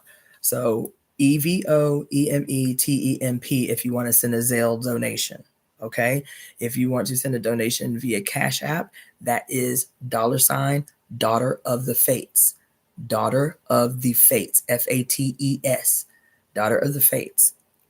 If you want to send a Venmo, it's my name, Cassandra, with two S's, CESSANDRA -Floyd, FLOYD. And if you want to send a PayPal, it is @Iyapo Ngina. That's IYAPONGINA. Okay. I thought I had them down, but yes. Okay. So that's how you can make donations, but you can email me and I can email you back those methods through which you can support this call for rent support. Okay. Or if you have any ideas, for how one can quickly, make money. I was thinking about, anyway, whatever. So if you have any ideas, if you have any contributions, if you want to make a donation,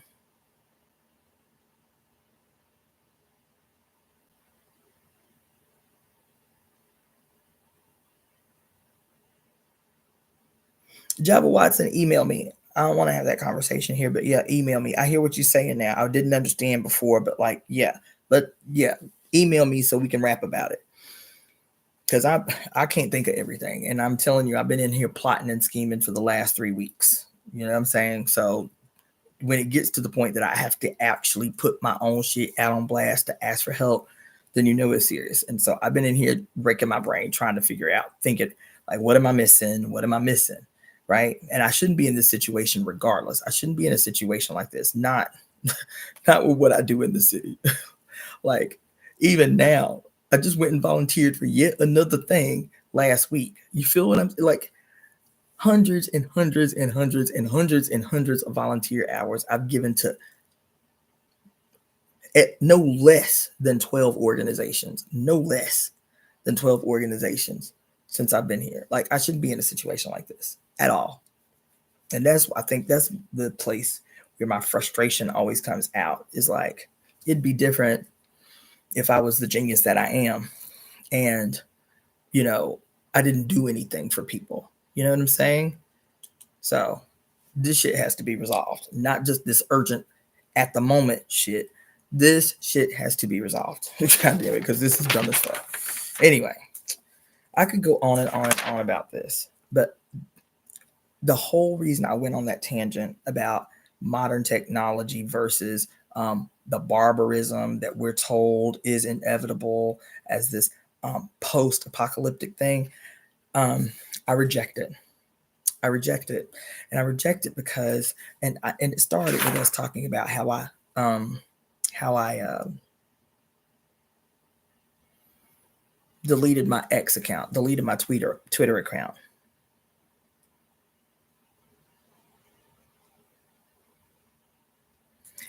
Grace Jackson, y'all email me because I don't want to have that conversation here, but I'm putting it out, but I don't want to get into the details. But this thing that even here you talked about, I don't know anything about that. You feel me? I was asking somebody the other day, even though it was only 2 weeks, like, do I qualify for unemployment? Like, can I file for temporary unemployment? They were like, we don't really know. And so this question, if you could email me that so I don't forget, one, because I don't really ever go back through the chats. But if you could email me, that would be helpful, because again, I cannot think of everything. And so this, I hadn't even thought about and hadn't really even heard of. So any input that you guys have, send it to me in an email, EvoEmeTemp because this is something I can look into come morning. You feel me? To see if there's any way that I can do that. You feel me? Grace Jackson. So thank you for that input. It's not something I can answer here, but if you send it to me in email, one, it's like a bookmark. It's like a mental note that I can go back to tomorrow when I'm planning for Monday, to see if that's something that I can do right away. Because I had not even considered the concept of like proof of illness, which I was damn near deathly sick in here with pneumonia. So anyway, fuck. That's the other reason I don't want to talk about the details of my, of this, this notice to not evacuate. That's not the word I'm looking. Vacate the premises. Just because I keep missing my thought. Oh, we was talking about this whole conversation started with me telling you that I had deleted my my Twitter, and how I am plotting how I am going to save all of all my data from my Facebook account. That's going to be the hardest one actually to part ways with, because I've been on Facebook for 15 years, and how to download my data and then erase my data and close out my 2 Facebook accounts. But that's the plan next. That's the plan next. Then I have another plan. So this is going to take some time because we are linked in. Oh no, I wasn't saying you were being intrusive, sis. That's not what I was saying. That's not what I was saying. I was saying I don't want to get into the details here because it will take me off task about what I'm trying to communicate before it gets too late, because I don't want to be up on here for 4 hours. I'm saying email me. Because there ain't no being intrusive. I just put my life on blast. You feel me? Just I want to shift that, like the details of things, ideas that you have that I might not have thought about or whatever, into an email so I can respond directly. That's all I'm saying. You weren't being intrusive at all. Okay, so damn, that's why. Is because y'all know I got short-term ass memory. I'll forget. I will forget. Fuck. So yes, I'm going to be working on my Facebook page next, of coming the fuck off Facebook. What I'm eventually trying to do is to get off Meta, right? Is to completely like sever my relationship with Meta. Okay, so that's going to require me eventually to kill both my IG accounts. I get it. But these are kind of like the steps, the radical steps that we need to take. Now, mind you, I started this whole conversation talking about this because I appreciate modern technology. I appreciate social media. It has made the world so much smaller. Hell, I feel like most of y'all up on here feel like family, like we peoples. That's how I feel about y'all. Some of the dearest friends that I have, man, I had been friends with for 2 or 3 years via Facebook. So when we met face to face for the first time, right? We was like family. You hear me? Long friendships. There used to be a post that was like, when you finally meet a Facebook friend for the first time. That shit was happening so much when I got to California. I didn't know anybody in California when I got here. And then I went to a Native American event the first month that I was in California, y'all. The first month that I was here, I went to this damn Native American event in San Pedro. I don't even live in San Pedro. I went to this event in San Pedro 3 different times over the 4-day weekend. 3 times at this event where I didn't know. I met 2 people from a previous event that weekend before. But outside of that, I didn't know anybody else at this thing. 3 separate times I heard, Iapo, Iapo. I never forget a face. So I'm like, how do I know these people? I don't know these people. Iapo, hey, Iapo. They would come up to me. They were like, oh, we ain't never met, girl. We friends on Facebook. I said, whoa, what the fuck? That happened 3 times in the same weekend. In a place I wasn't living in California at the time. I was still in the mind that I was about to come back out east. First month I was here, 3 different people in the same weekend. Iapo! I'm like, who the fuck I could possibly know out here? I'm looking around like, who know me? I don't know nobody here. 3 times in that same weekend. So social media has made the world very, very small. It has initiated extraordinary relationships for everybody. I went to Philadelphia to an event where I was vending. And same scenario. The only 2 people I knew at the event was the brother who had invited me and his wife. And there was a ton of people. There was a fundraiser for this African-centered school. And there were hundreds of people at that damn event. And I was set up. My table was set up. And I hear down the hall, all the way down the hall, Iapo! Iapo! Hey, Iapo! And this woman is approaching me, and I know good and damn well I don't know this woman. I never forget a face. I can meet you one time, and in 20 years, I see your face again and know exactly where we met. Not just remember your face. I won't remember your name. That's my affliction. But I will remember your face and exactly what scenario, where we met. I'll remember that. And so I know I don't know this woman. She came up to my table. She was like, oh my God, it's so good to meet you finally. I said, sister, who are you? How you know me? She said, girl, we friends on Facebook. We friends on Facebook. I said, God damn. I said, this shit is deep. This shit is radical. So I get it.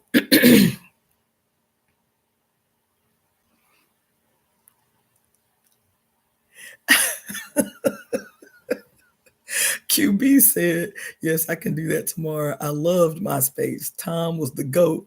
Got his cash injection and dipped. I'm not entirely certain, but I think TikTok is still normal outside the US. I recommend a VPN if you like to stay on there.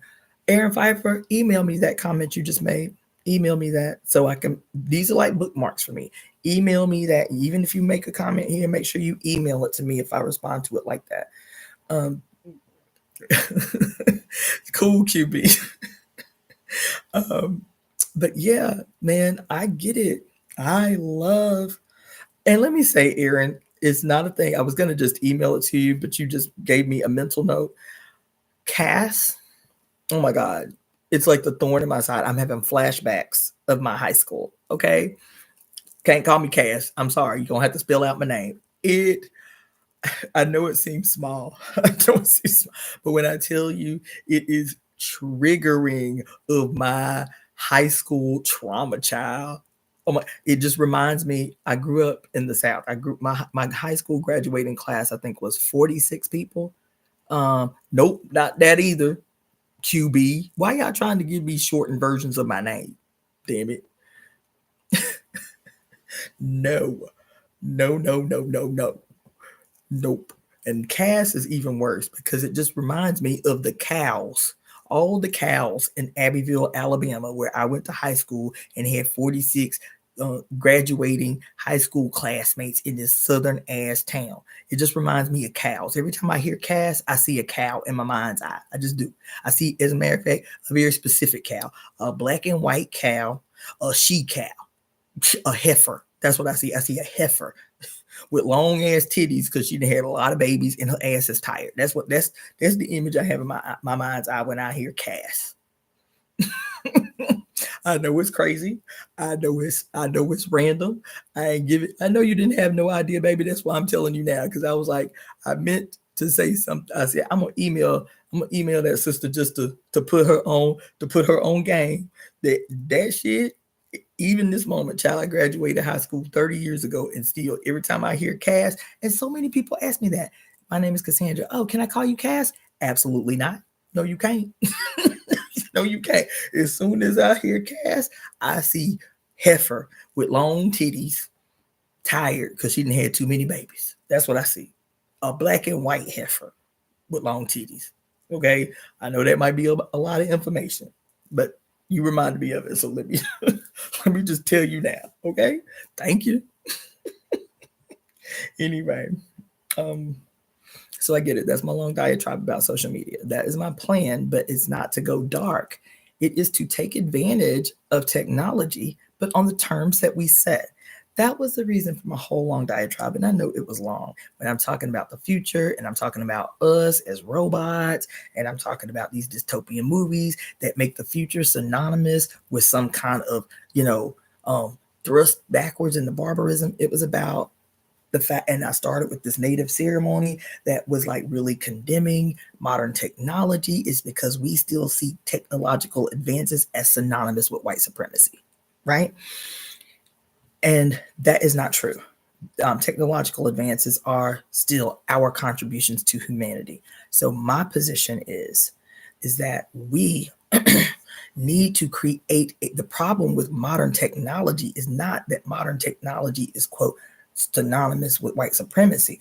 The problem with modern technology is that we do not own and control the products of our creations, our genius, and our labor. We don't own them.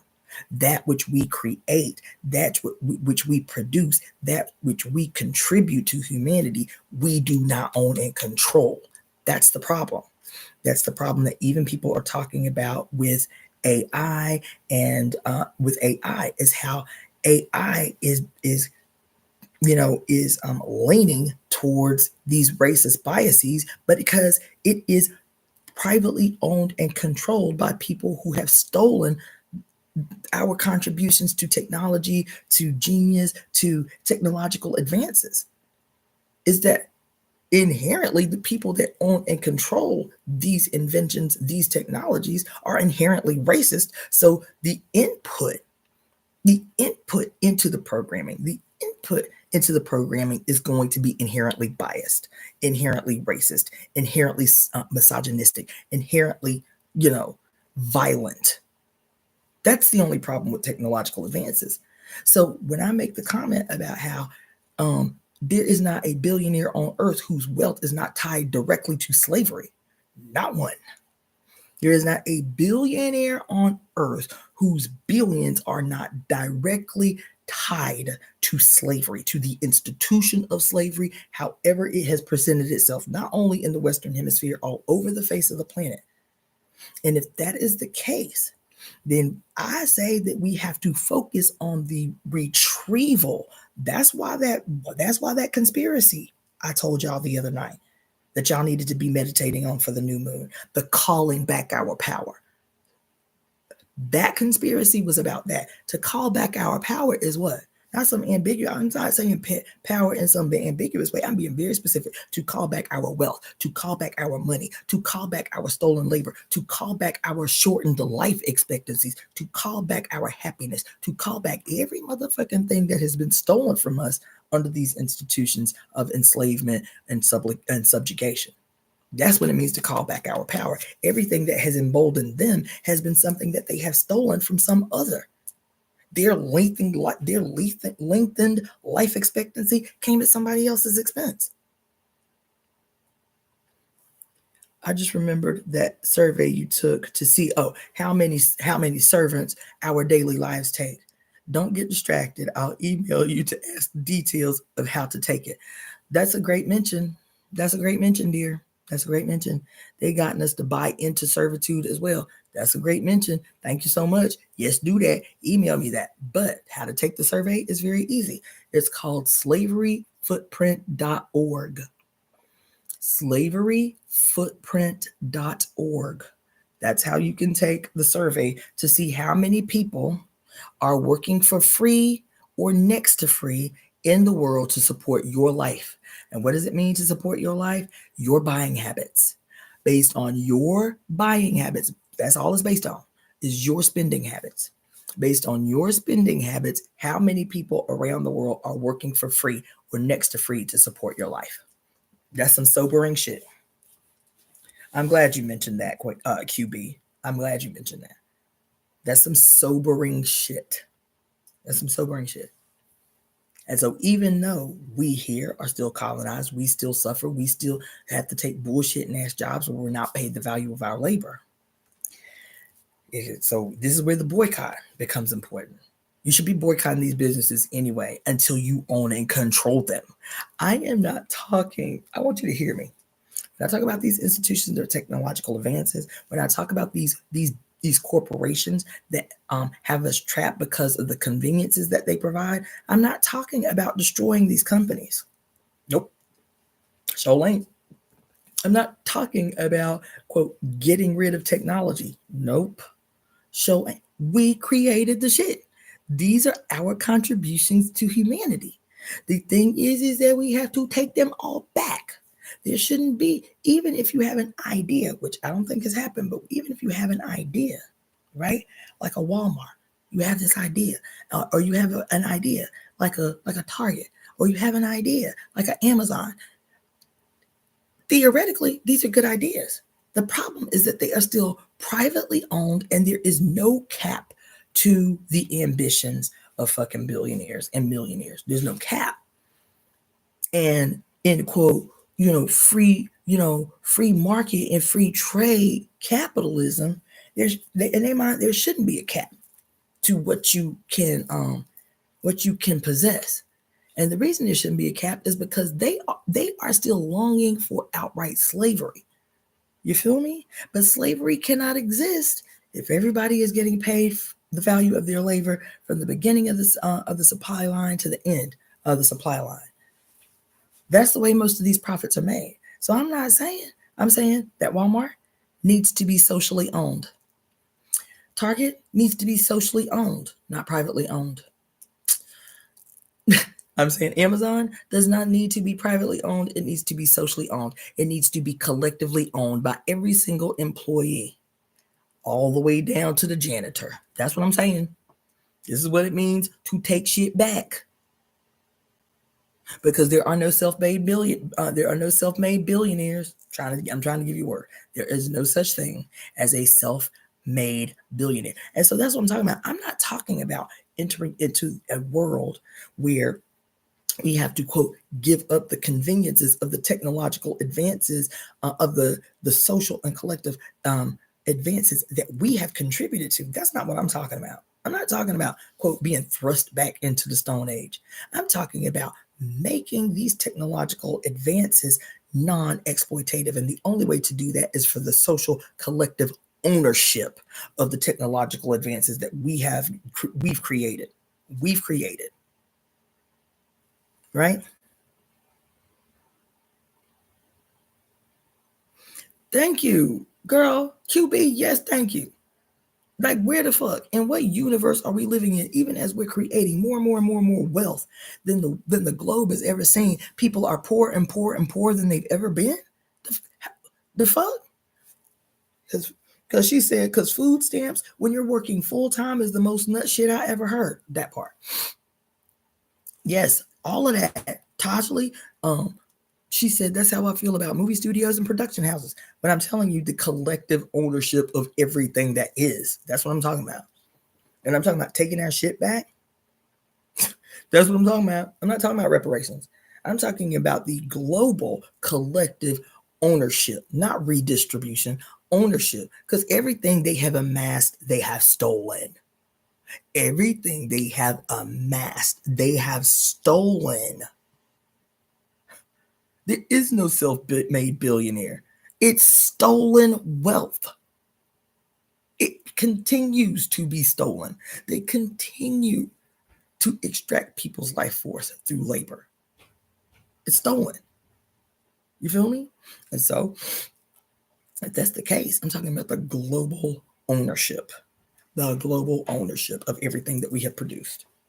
would resolve every problem that we have. Every problem identifiable is a problem.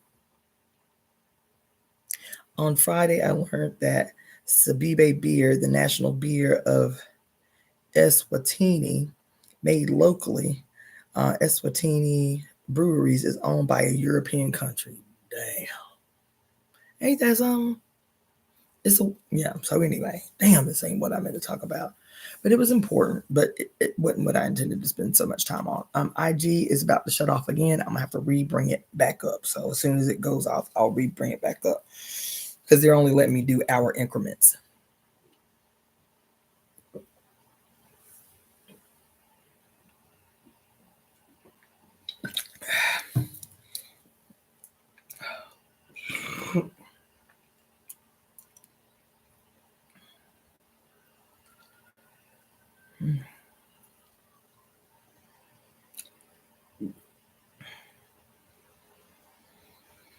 Mm-hmm.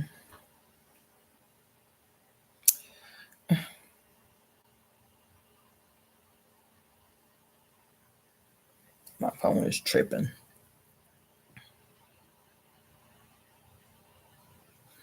Okay, now I'm going to radically switch gears. Thank you, Java Watson. She say, I'm here for all you talking about. I'm up doing laundry, watching you. Let's see, on Friday. Okay, yeah. Okay. So now I want to radically switch gears because I was supposed to be doing housekeeping now 2 hours ago, and I haven't even done that. So there's some housekeeping that I want to do. Then I want to talk to you about what I actually came here to talk to you about. So the first housekeeping is that I want to reiterate about how you can make donations to this campaign that I have launched to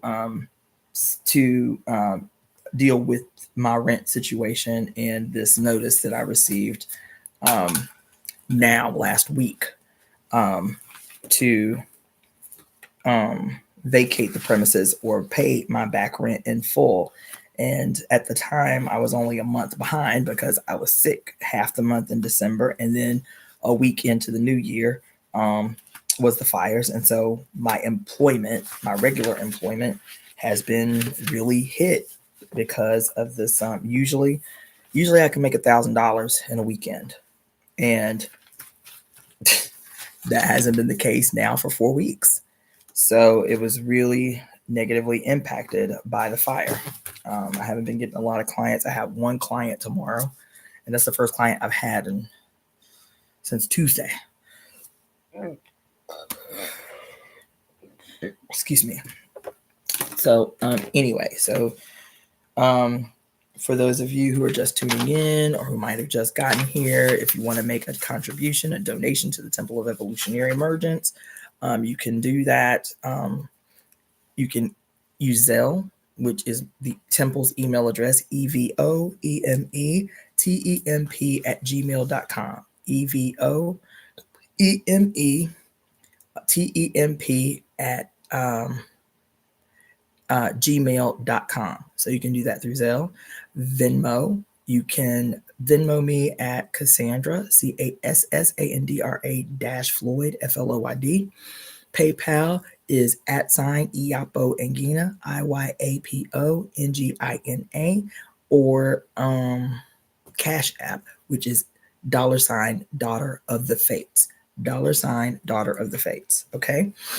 And so that being said, I wanted to shout out those people. I want to do this more regularly too, but I want to shout out those people who are members of my YouTube account. So those of you who have a paid membership to my YouTube account, I wanted to take the opportunity to shout you out. Sister Leger. So I have 3 membership levels. That is the Yamaya level, the Oshun level, and the Oya level. So I have 5 Yamaya subscribers, 1 Oya level subscriber, and 15 Oshun level subscribers. That's Leger, Guahana Goddess. She just became a member last week.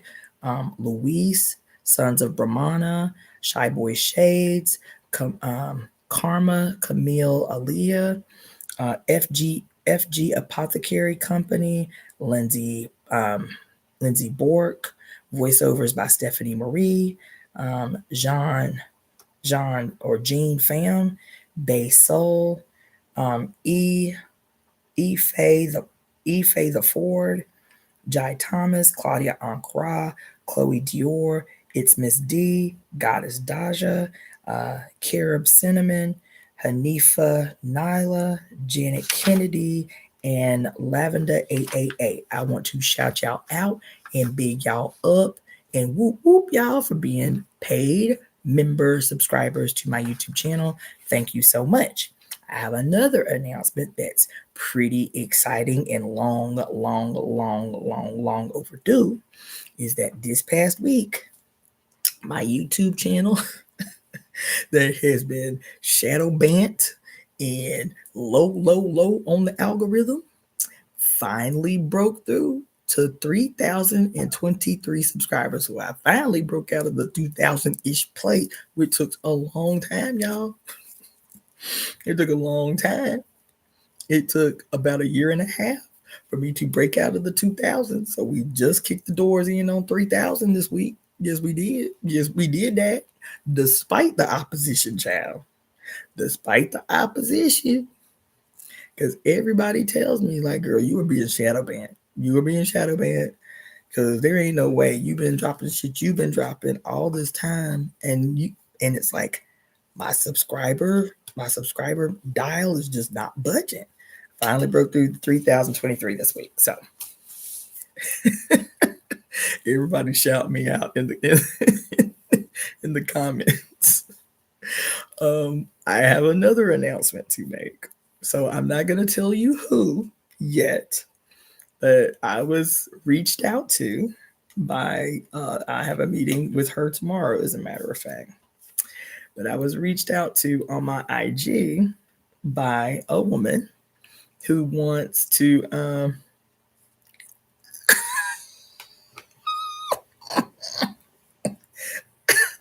Java wants to say she pussy popping on the handstand right now. Oh my God, heaven.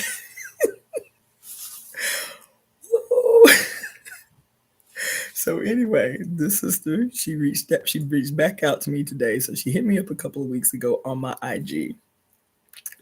And I know who this sister is. We've never met. I know who she is. And she has a very, very popular YouTube channel. She has like the last live that she did, which was maybe Monday, I think. The last live she did, the video that she did, one live since Monday has had 28,000 views. One live has had 28,000 views. So she reached out to me like last week, right? Because people keep sending me the reading of the Great Cosmic Mother, so something isn't adding up. Exactly. Yeah. And so it was somebody that reached out to me via email and was like, look, sis, I think you're being shadow banned.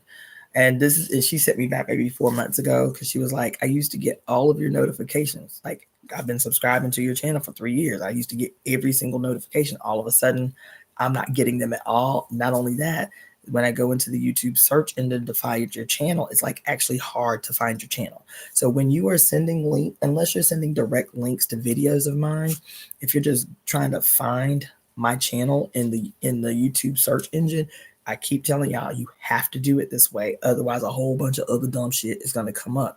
You have to put @ in the search engine, @ Daughter of the Fates as one word. @ Daughter of the Fates as one word. Otherwise, I'm telling you, a whole bunch of crazy shit going to come up.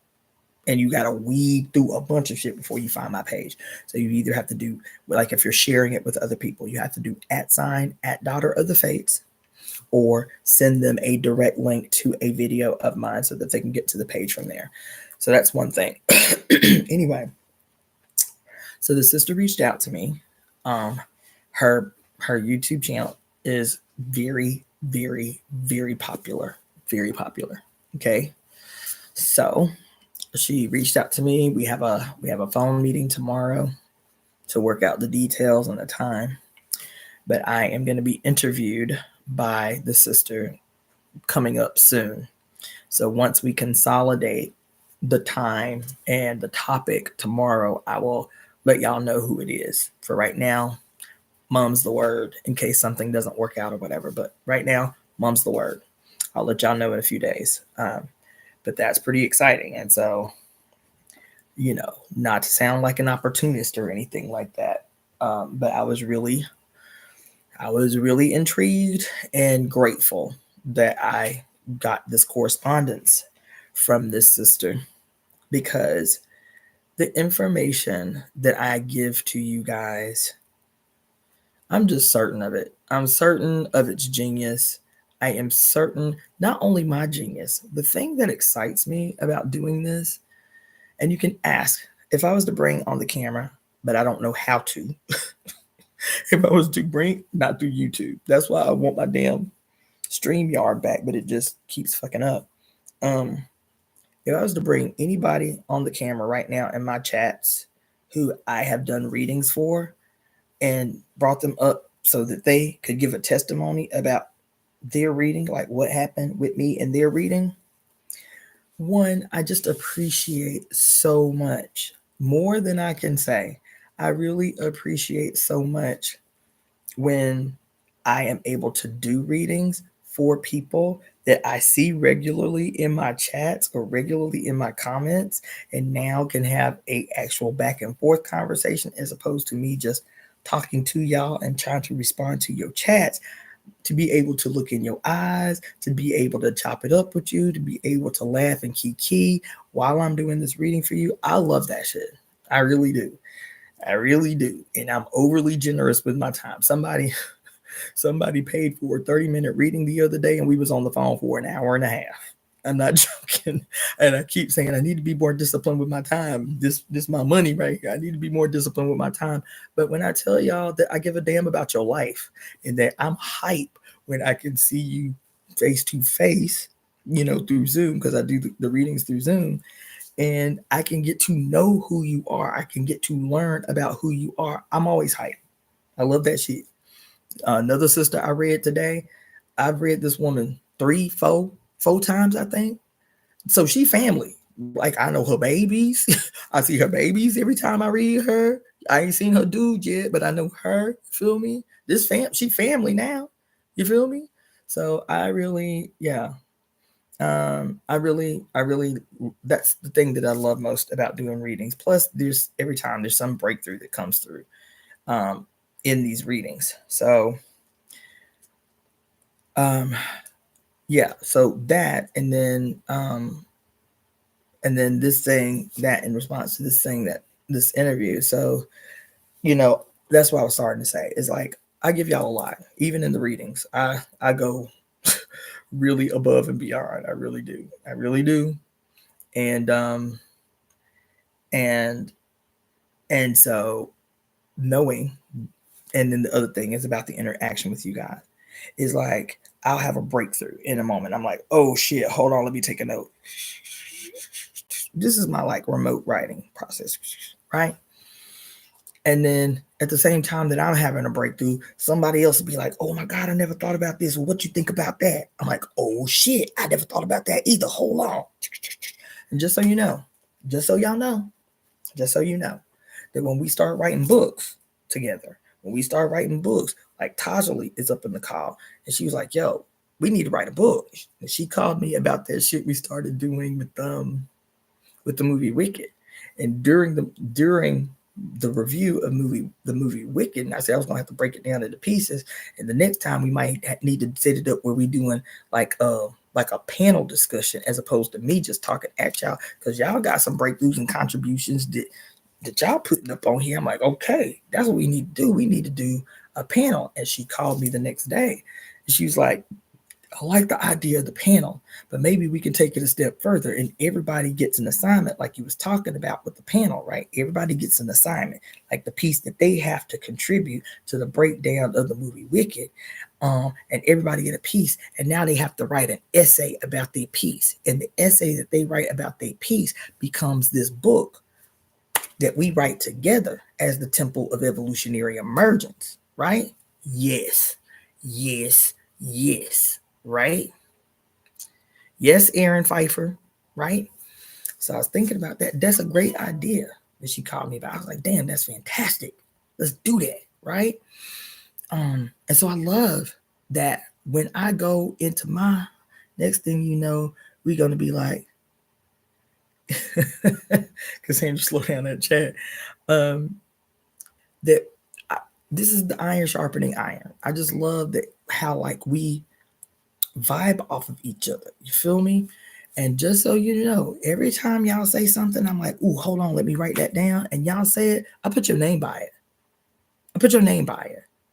So I remember for myself, was this an idea that I have, or was this a breakthrough that came through the chats? I put your name by it.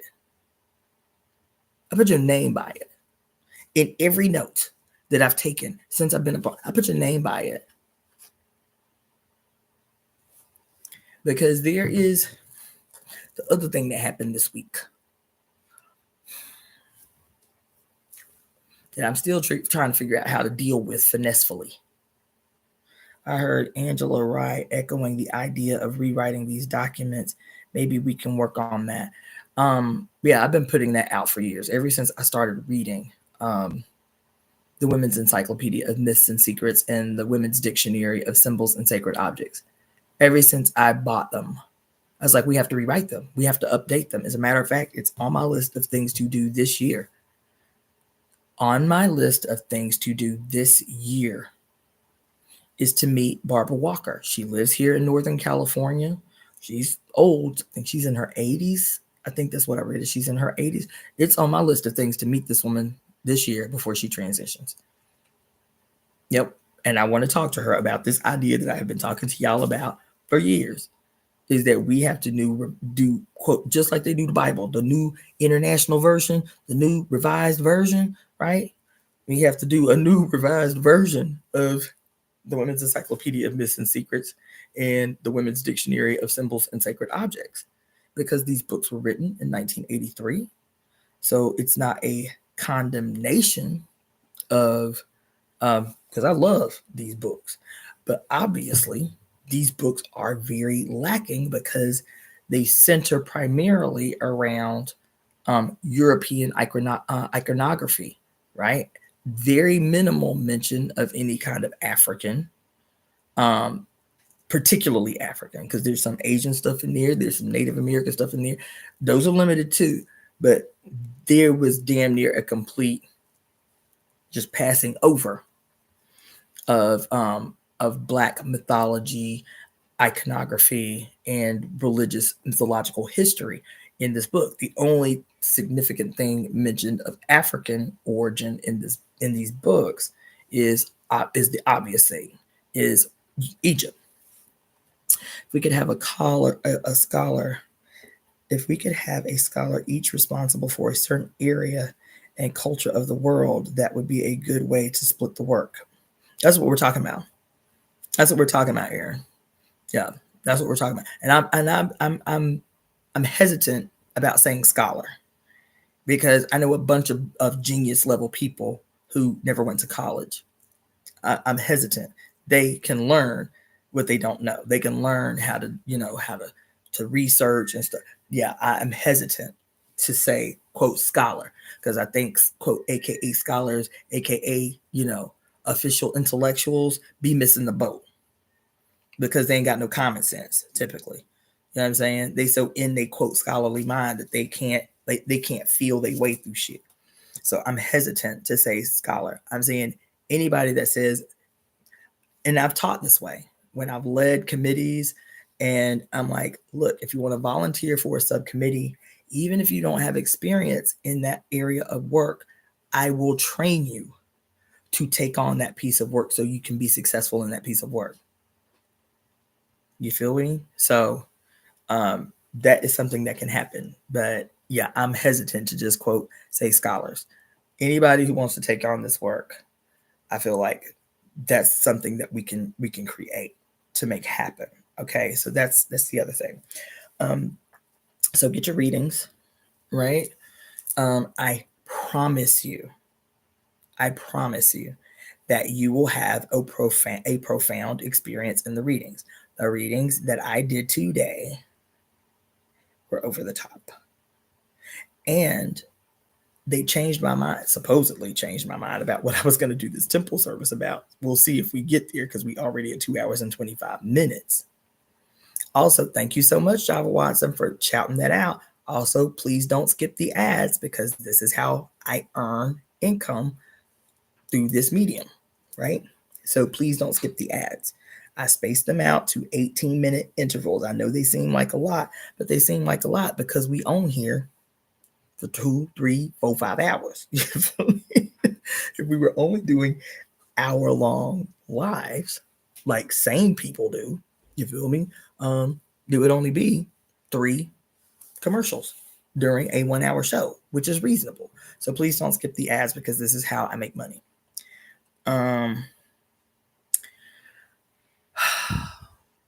So the other shout out is a sister comrade who is up in the chats, needs us to cast a conspiracy on her behalf. So when you are so today is a great day. This here day, Oya's feast day, that we should be in deep reverence. If you can light a fire somewhere, today would be the day to do that. So light a candle, if you have like one of them baby cauldrons, like start a fire in there and just think about Oya, you feel me? Buy an eggplant or pomegranate and cut it up and put it outside, make it an offering to Oya. Get your ass down. Get your ass down. I see you sneaking. Get down. Do I need to throw something at you? Huh? Yeah, get down. Stop playing with me. Get down. Get down. Anyway, it wasn't heavy. It was just a plastic bottle. But anyway, let's see. So, let's see. Time to shift the paradigm. We did it once. We'll do it again. We have control now over our future using the very platforms and new technology. I concur 1,000%. Any specific color? I currently have red and white wine. Red wine. So red wine for all y'all. QB, look, they be trying me.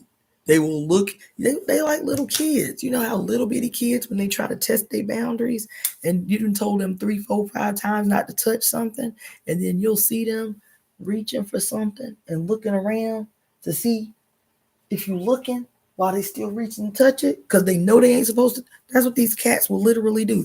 This girl was about to climb on my workstation where I work on my jewelry, looking straight in my face while her paw was reaching out to try to climb onto my desk where my jewelry stuff is. That, like actual little kids. People be sleeping on how smart cats are. They smart and they vindictive. My cats is a trip. Thank you. Especially when they think I'm busy. Especially when I ain't paying them no attention. The thing that they want to do to get my attention is the very thing they know good and damn well they ain't got no business doing. Every time, just like children, just like actual human children. Reminds me of my lady who got child locks for the cabinets. Masters of Mischief. That's mine. This gray cat, this black cat, that's mine. The Masters of Mischief, I could not have given a better description for my two. If anyone has a second device you can put on of Cassandra's book playlist or any of her 7-hour bangers, and just let it play out whether you're watching it or not.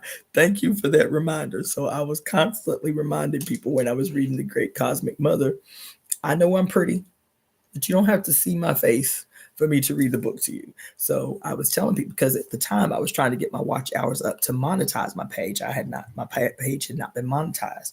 So I still needed, I think it was like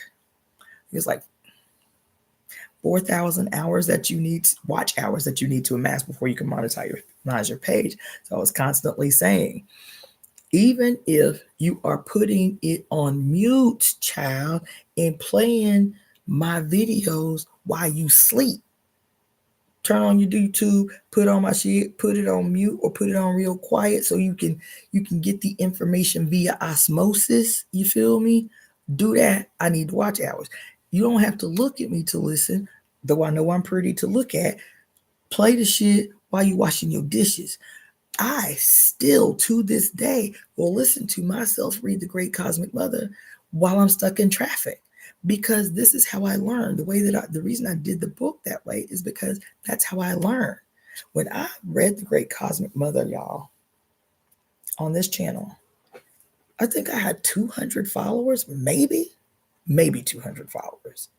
I was like, look, I love this book. I could read it over and over and over again. I read the book 4 times straight through.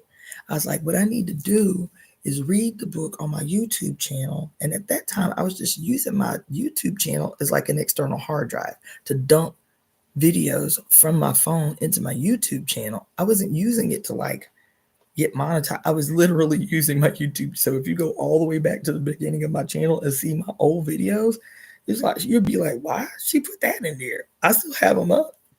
But it was like vacation videos. It was like I was just using YouTube as an external hard drive to dump videos off my phone, so it wasn't taking up so much space on my phone. So when I decided to read the book on my channel, it was literally for me to be able to hear the book. I wanted to use it as an audiobook for myself. And and I had like 200 followers at the time. So anyway, I still listen to me read The Great Cosmic Mother, because every single time you read it, something is going to snatch your attention that didn't snatch your attention the first time you read it. You'd be like, damn, how I missed that, right? And speaking of The Great Cosmic Mother, this was why I changed the topic of tonight, was because I am going to read something from The Great Cosmic Mother. That was the whole point. But let me finish. I was saying about our sister comrade who is up in here in the chat. I need you guys to spend some time lighting a fire, lighting a candle, lighting, a little cauldron if you have it. But while you are doing this ceremony to the goddess Oya, I need you to say Sister Tajali Mushana's name out loud. And on behalf of her health, her radical health and recovery, we want to call back the sister's power. This is the conspiracy, is to call Sister Tajali Mushana's power back to herself so that she can experience radical healing in her body. That's what we're going to do. Okay? So everybody make that commitment at some time today, even if it's just you lighting a candle and saying her name out loud. Tajali Mushana. Tajali Mushana. TAJHALIMUSHANA. Say her name in the casting of this conspiracy while you are making your offering to the goddess Oya today on Oya's feast day. On Oya's feast day. It's her feast day. So make sure you buy either a pomegranate, red grapes, or an eggplant. If you buy an eggplant, cut it into 9 pieces. Plate it up, put it outside, or put it somewhere. If you have an Oya shrine, put it there. But make sure within the context of making this offering to Oya, to pray, to cast this conspiracy of healing on Sister Tajali's life, on her life, her health. Where is the best place to get a grimoire? So you can get them anywhere, literally anywhere. But if you want to order something dynamic online, like I've shown y'all my grimoire, I got it at a esoteric-y witchy shop in Cassandra, Florida. That's a long story, but I got it in Cassandra, Florida, and it gave itself to me. That's why I said it's a long story. My grimoire gave itself to me. It was a crazy story. But you can get them anywhere. You can get them literally anywhere. Any witchy shop, any witchy bookshop, alternative bookshop, any kind of place that sells. Sometimes you might even look up and find a grimoire in like a botanica. But like even, I hate to say it, but even places like Barnes and Noble or like places like that, worst case scenario, Google it, because there are a ton of, privately, Etsy is a good place to look for a grimoire. That way you can buy, instead of from a corporation, you can buy directly from, an independent business owner on Etsy. So try Etsy or Shopify first, and or a local botanica. You might look up and find one there. And then I would say last and worst case scenario, Barnes and Noble or some other, like corporate big book market, company like that. But you can literally find them everywhere. Okay, so those are the announcements. Okay, now I'm gonna have to be disciplined because I can feel the tired pouring over me, and I have a long day tomorrow. Oh, the last thing as a part of the housekeeping and announcements is please support my Etsy store. Okay, speaking of Etsy, please support my Etsy store. It is officially Black History Month. Okay, it is officially Black History Month. And what a wonderful opportunity to purchase yourself some culturally conscious jewelry by your priestess, Cassandra-Floyd. Okay, so I have a piece here. I haven't strung it up yet, but this is a medallion I made. This is a hand-pieced collage. So every piece that you see, every picture that you see in this collage was actually cut out. Every little picture, even the teeny tiny ones, was actually cut out and took tweezers and placed the little pictures on this collage medallion. I'm gonna show it to you now, so people get an idea of the varieties of works that I do on my channel. So this is an African medallion of the revolutionary heroes and heroines of the continent of Africa. So down here where my finger is, that's Robert Mangaliso Sobukwe of South Africa, aka Azania. Azania. That's the name. Azania is the African original name of what we now know as South Africa, Azania. So that is Robert Mangaliso Sobukwe. You see Kwame Nkrumah there. I'm turning it weird because y'all know my YouTube is all weird directionally, right? Kwame Nkrumah. Above him is a wonderful Dedan Kamati. Next to him, the champion Thomas Sankara. You feel me? Above Dedan Kamati is my personal heroine, Queen Nehanda of Zimbabwe. Wonderful seer, oracle, priestess, mother that she was. Next to her, Amilcar Cabral. Next to her on the other side is what is his name? Young Sheikh Anta Diop, and on and on and on and on and on. Right? You see Yasantiwa up there. Yep. So this is the heroes and heroines, the revolutionary heroes and heroines of Africa on an African medallion, and then it would be like that. So I just haven't put the string on it for those of you on IG because I had to show it up close on my YouTube. There you go. So it's on a wood piece African medallion. This is a hand-pieced collage. So every picture that you see on here was edited, printed, cut out with teeny scissors, and placed with tweezers to create this African medallion collage piece. Okay. All right. And so I've done earrings that way.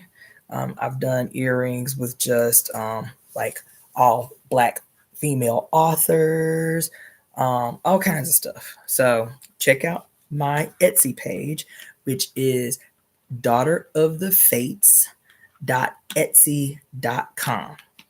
Daughter of the Fates, Fates, because people keep thinking I'm saying faith.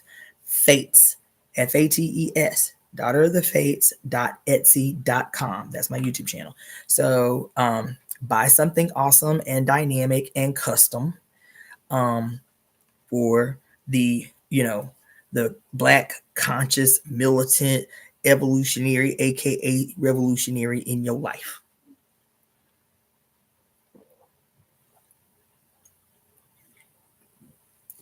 Not just that, Valentine's Day is coming up. It's the love month. You feel me? So I also do personalized bracelets. So y'all see me wearing my bracelets. I don't have on one today. I have on my snake bracelet. I bought this from a Mexican brother. This is a snake spine bracelet. So he took a snake spine, a rattlesnake, and kept the spine together and strung it as a bracelet. So because we are in the year of the snake, I was like, yes, I'm gonna wear my snake bracelet for the week. Well, I'll have to download for road trips since I can't depend on air traffic control domestically.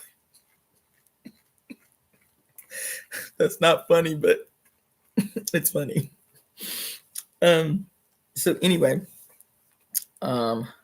so if you want to get something completely unique and dynamic for the loved one in your life for this month, I also do personalized bracelets. So if it's your boo, you feel me? If it's your husband or your wife or what have you, and you have pictures of your life together, I've done that.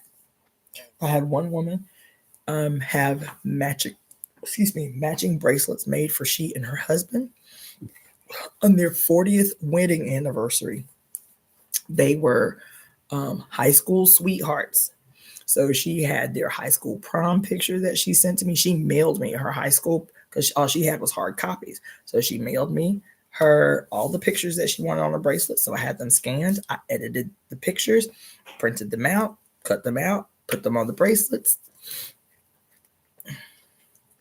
Oh yeah, Pure Lust is that jam. I'm revisiting a lot of the old videos from Pure Lust. That was, to me, that was an exciting goddamn read. That shit was an exciting read. That shit was great. Yeah, I've been revisiting a lot of the Pure Lust reads too. Anyway, so she sent me all these pictures of her and her husband's life together, pictures from their honeymoon, their high school prom picture, wedding pictures, and she had matching bracelets made of their life together for their 40th wedding anniversary. I thought that was a lot of fun to make. I like seeing people's lives, man. I can put baby pictures. People love to see their babies on their bracelets. You feel me? I've done ancestor bracelets. I've gotten a lot of requests for ancestor bracelets. So people who, obviously want to carry their ancestors around with them. I have my own personal ancestor bracelet of all the men that have transitioned on my father's side of the family. Let's see, who else? What else? So, and if you don't see anything that matches what you have in your idea, you can actually order custom design pieces for me. So you can talk to me about what it is you need, what it is you would like to see happen, and then I can create it for you. So like there ain't too much I can't create jewelry wise. I've been making jewelry since I was 13. And I've been in my Etsy store I've had since 2008. You know what I'm saying? So yeah. And I have like 387 unique pieces on my page. Okay. All right. So that's my shout out. If you want a custom piece, if you want to just support what I'm trying to do, which is, secure my life right now, then you can, that's another way that you can do that is through supporting my Etsy store, DaughterOfTheFates.etsy.com. All right, that's the housekeeping. I'm done. Keep trying me, girl. All right. Now, what am I? Okay. So something that happened today that made me change my idea about the shock and awe campaign being the focus of tonight's live. We've literally still gone all over the place. Was the title called Women as Culture Creators. The reason I did that is because we've been talking a lot in the temple about the need for imagining the future before we can even create it. And that becomes the role of like artists, for us oracles to get the downloads, right? To speak out loud the wildest thing, and then for the artist in our cipher to create in the world this vision given to us by the mother about what the world can be, right? I have a question. Do you have any gemstones that you know are good for divination, dream enhancement, and visions? I've heard of moonstone, but I don't know if there are more powerful stones. So Grace Jackson, do me a favor. That same message that you just put in the chat, copy and paste it to an email and send it to my email, and I'll respond to that tomorrow morning. Okay. So my email is EvoEmeTemp@gmail.com. Do that for me, because now I'm really trying to like narrow so I can get to what I want to get to without being on here for 6 hours, because I'm tired now. I'm sleepy. Okay. So do that favor for me. Copy and paste that, and I promise I will respond tomorrow. Okay. All right. So the reason, so I'm gonna go into the long detail, but during one of the readings that I did today, and it's been coming up a lot this weekend. Two things have been coming up a lot this week in the readings that I've been doing for people. I'm telling you, this weekend I still don't think this week that we just came out of, or just coming out of, was radical. 3 readings that I did this week. The women said,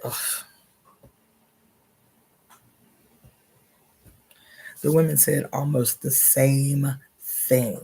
So one of the questions that I ask people that I've never read before, this is my first time reading them, one of the first things I ask them is, what did you want to be when you grow up? When you were a kid, before people started telling you, oh, that can't happen, you can't do that. When you were still young and everything in the whole universe was possible, what did you want to be when you grew up? If somebody asked you, and one woman told me, I've always wanted to help people. I was like, okay, that doesn't help me. That doesn't tell me anything. Specifically, before you believed that there were certain things you could not do because you were Black and female, what did you want to be when you grow up? She said, can I be honest? She was hesitant to tell me. Can I be honest? I was like, yeah. She was like, I wanted to be like an astronaut. I wanted to be like a firefighter. Honestly, I just wanted to be a superhero. And since I couldn't be a superhero, I wanted to do something that was like superheroes, firefighter, and an astronaut. I was like, wow, that's really profound. Her default was to tell me what she could possibly be, because she couldn't be, quote, a superhero, because she didn't believe she could be a superhero. I was like, damn, that's deep. I said, that's a mental note, because out of all the people that I've read over the last year and a half, that was a first. I wanted to be a superhero. Wow. Right? This week, 3 of the women that I read this week, damn near verbatim, said the same thing and hesitated because of fear of judgment, because of fear of ridicule. I'll be honest. I wanted to be like a hero. I wanted to be like a superhero 3 times in 1 week. That happened today. I was like, what the fuck? What the hell? What the hell? In a year and a half, nobody else has said that ever. 3 women in 1 week. I wanted to be a superhero. That shame, that guilt, that fear of ridicule, that fear of judgment, having to push through that shit to say, I wanted to be a superhero. I wanted to be radical. One woman specifically said today, can I be honest? I was like, yes. I wanted to be like Superman. She specifically said, I wanted to be like Superman. Guess what her sun sign was? Shango. Her sun sign was Aquarius. Her moon was Pisces. I said, God damn, right? So because her sun sign was Aquarius, I was like, well, you know what? Let me see what Shango got to say about you. What might be beneficial for you as a sun sign in Aquarius. And your ass say you wanted to be Superman when you grow up, right? Baby, let me tell you what the fuck happened. This is my original grimoire. I told y'all I started writing in this grimoire as soon as I started learning about Ifa and eventually became a devotee. So this thing, I started writing it in 2008, okay? The first thing that I was doing in my journey as a new baby devotee was writing everything I could possibly find about the Orisha. That's how I started my grimoire. And so I was like, you know what? Let me go. Get out. Let me go back to my old notes. See what Shango got to say about you in this childhood dream of being a superhero. Where's Shango at?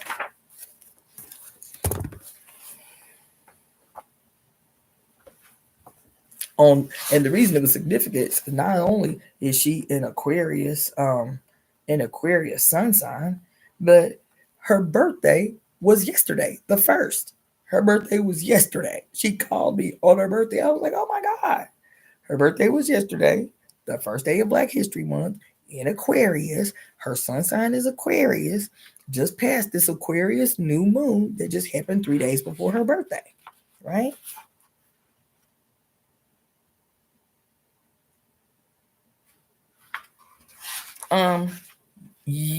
I see your comment, QB. This is our sigil right here. This is our sigil. Our logo is our sigil. So our sigil. And so those of you who are tuning in via IG, you can see it right here. This is our sigil right here.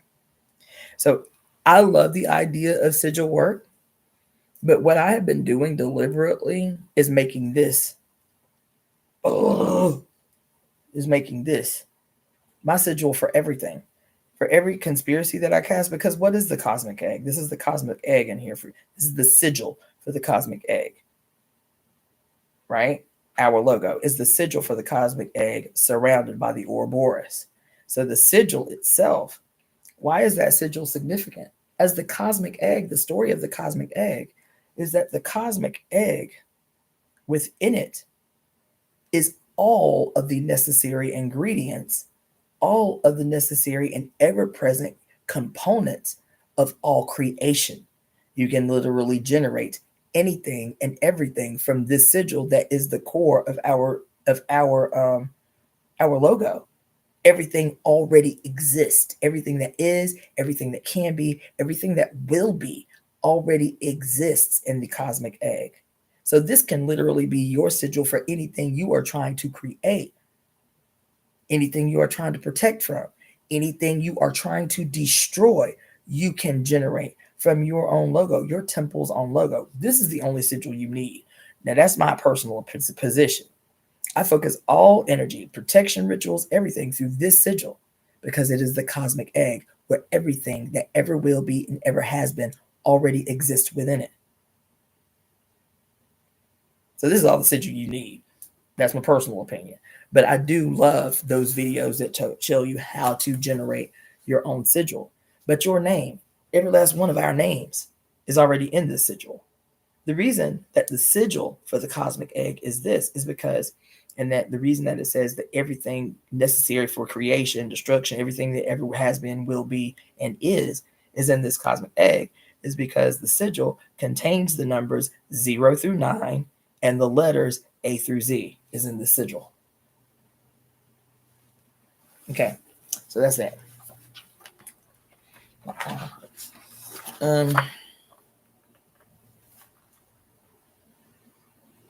Greetings, praise D. Aaron, I've been meaning to ask if you could put the sigil on my, if I could put the sigil on my 2025 diary. Is there a digital copy I could have to get it imprinted? I'll add a reminder in the email I'll be sending later. A personal sigil you created. I didn't create the cosmic egg. The sigil, I'm trying to point behind me. This sigil is old, but it's always seen by itself. If you Google right now an image of the cosmic egg, right? The overwhelming image that you will see is an image of an actual egg, like a big egg, and it is surrounded like this by a serpent. So you'll see an egg, and then you'll see a serpent wrapped around it, like this, coiled around it. If you Google the cosmic egg, you can even read the story of the cosmic egg, which has like Greek versions and all these other versions. But the cosmic egg, and it's literally an egg with like a serpent wrapped around it, right? And so thinking about the story of the cosmic egg, the significance of the cosmic egg, that this primordial being known as the great cosmic mother, right, existed before all things existed. The cosmic egg was given birth to by her. Okay? And in this cosmic egg was everything. Was everything that ever would be was in this cosmic egg. And the universe was given birth to when the cosmic egg cracked. It's like a mythological version of the Big Bang Theory. The bang being the crack in the cosmic egg. I actually have a book called The Crack and the Cosmic Egg. I haven't read it yet, but I bought the book because of the title, The Crack and the Cosmic Egg. But the idea, the mythological idea, is that when the egg cracked, the universe spilled out of it. Okay? So thinking about that story and seeing this cosmic egg, this big egg with a snake wrapped around it like this, I was like, ooh, I love that story so much. I always love that story so much. And so, but I also found this symbol. I couldn't find it anywhere on the internet. I found this symbol in the women's dictionary of symbols and sacred objects. I'd never seen it anywhere else. The women's dictionary of symbols and sacred objects is where I found the sigil of the cosmic egg. This is the sigil of the cosmic egg, right? And I'd always loved this sigil. And so when I started Googling images of the cosmic egg, and it was always the serpent wrapped around this egg, I loved the idea of the Ouroboros too, the meaning of the Ouroboros, the idea of the Ouroboros. And so I created my version of the story of the cosmic egg. So instead of it actually being a physical egg with a snake wrapped around it like this, I used the symbol and then had it surrounded by an Ouroboros, a serpent eating its own tail. So that's the way that I came up with the logo design for the temple. All right. So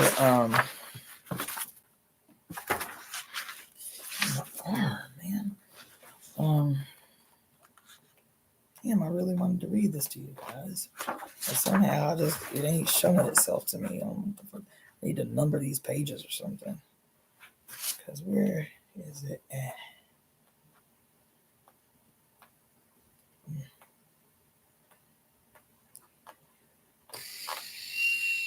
Fuck. Okay.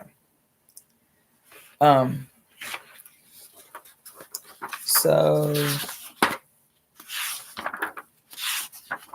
fuck. I want to show y'all this because it's important. So weird. Maybe I don't need to show it to you. Maybe that's what this is about. Maybe I just need to tell you.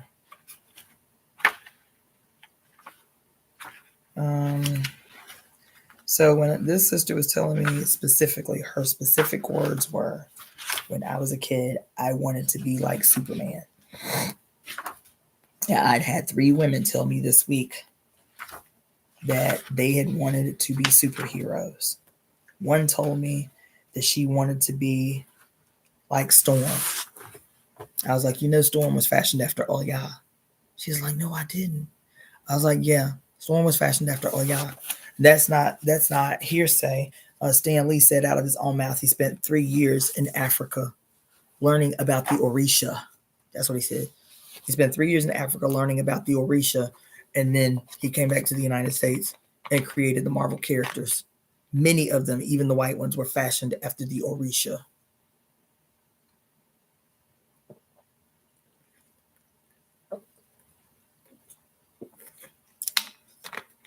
Many of them were fashioned after the Orisha.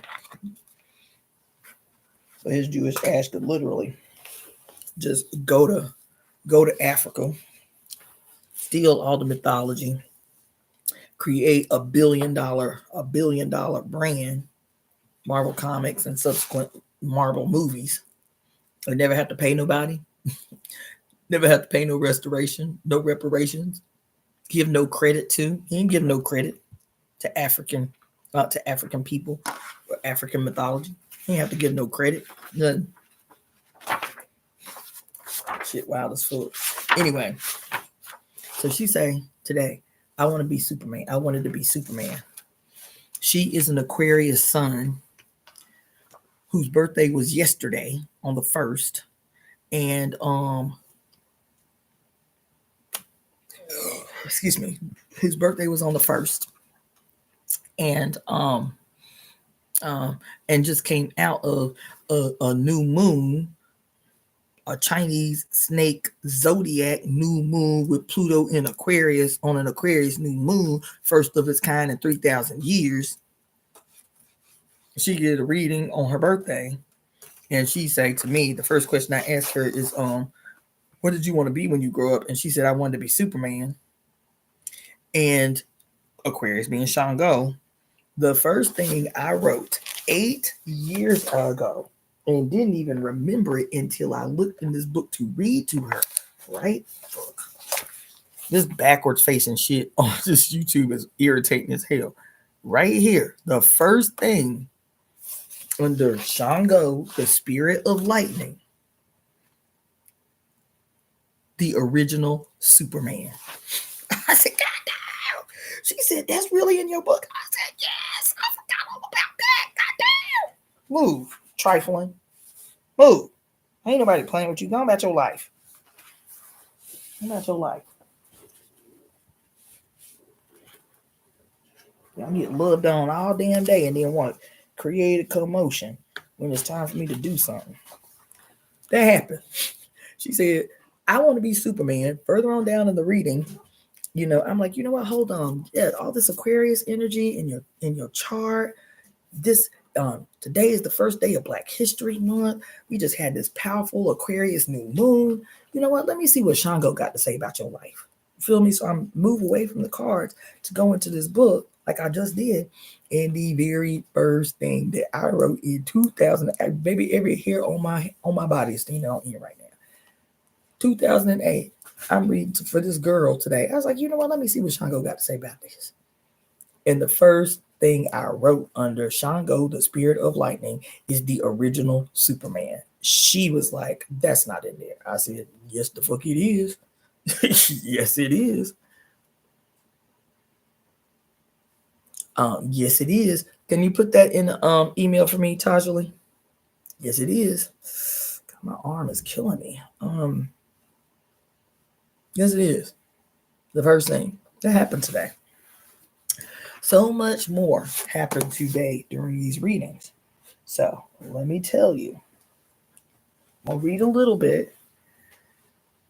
So something else happened, okay? Because I was telling y'all that today and yesterday was, the feast day for Brigitte, the feast day for Saint Teresa, and the feast day for Oya, because they are one and the same. They are the same archetype with different faces, right? They are the same archetype with different faces, same characteristics, so on and so forth. All of them, Brigitte, the keeper of the hearth fire. What did I tell y'all the hearth fire was? What did they say? What did the Women's Encyclopedia for Missing Secrets say the hearth fire was? The hearth fire, um, the hearth fire was the woman's uterus. The hearth fire of a person's home was her uterus or the lap. Yes, ma'am. That's right, Tajali. Right? It was your uterus. That was the hearth fire, right? Oya as the keeper of the container of fire, right? And it struck me today. So for about 6 months, you guys, and I even when y'all had me watch that bullshitting ass show, remember that show Chaos with Jeff Goldblum? And I sat there and crack watched the whole season, and I was telling y'all this shit had me fucked up or whatever. In the primary plot, there were multiple layers of plots, but one of the primary plots in that this contest and this dualistic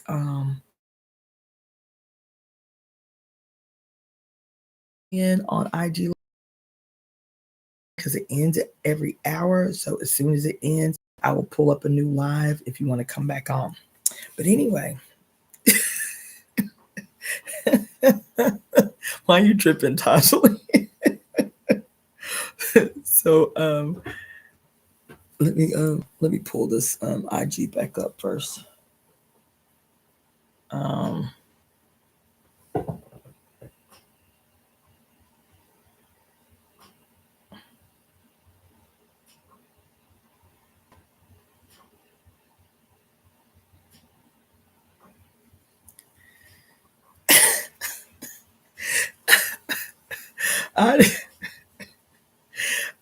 I know I must have said that before on here. I know I must have, but yes, since it caught your attention, you can steal that, because I probably stole it from somebody else. I was still behind a few minutes. Yeah, that's what happens during the ads. But anyway, so the one of the relationships that stood out, and I've been making mental notes about it because it keeps coming up every time I turn around.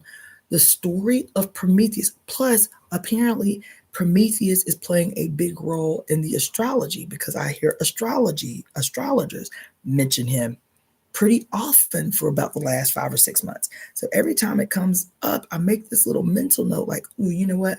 I need to really study the story of Prometheus because it keeps coming up. Then as soon as that thought comes into my mind, it goes away. But every time it comes up again, I'm like, damn, I need to spend some time studying Prometheus. It's been coming up for 6 months, just subtly here, there, everywhere. Then that show Chaos came out, and Prometheus plays a very primary and peculiar role in the story. So I'm like, damn, I really need to get, and y'all know me, I'll just go right into something. So I don't know why I kept putting off this deep dive into Prometheus, but I'm about to get into it because of today.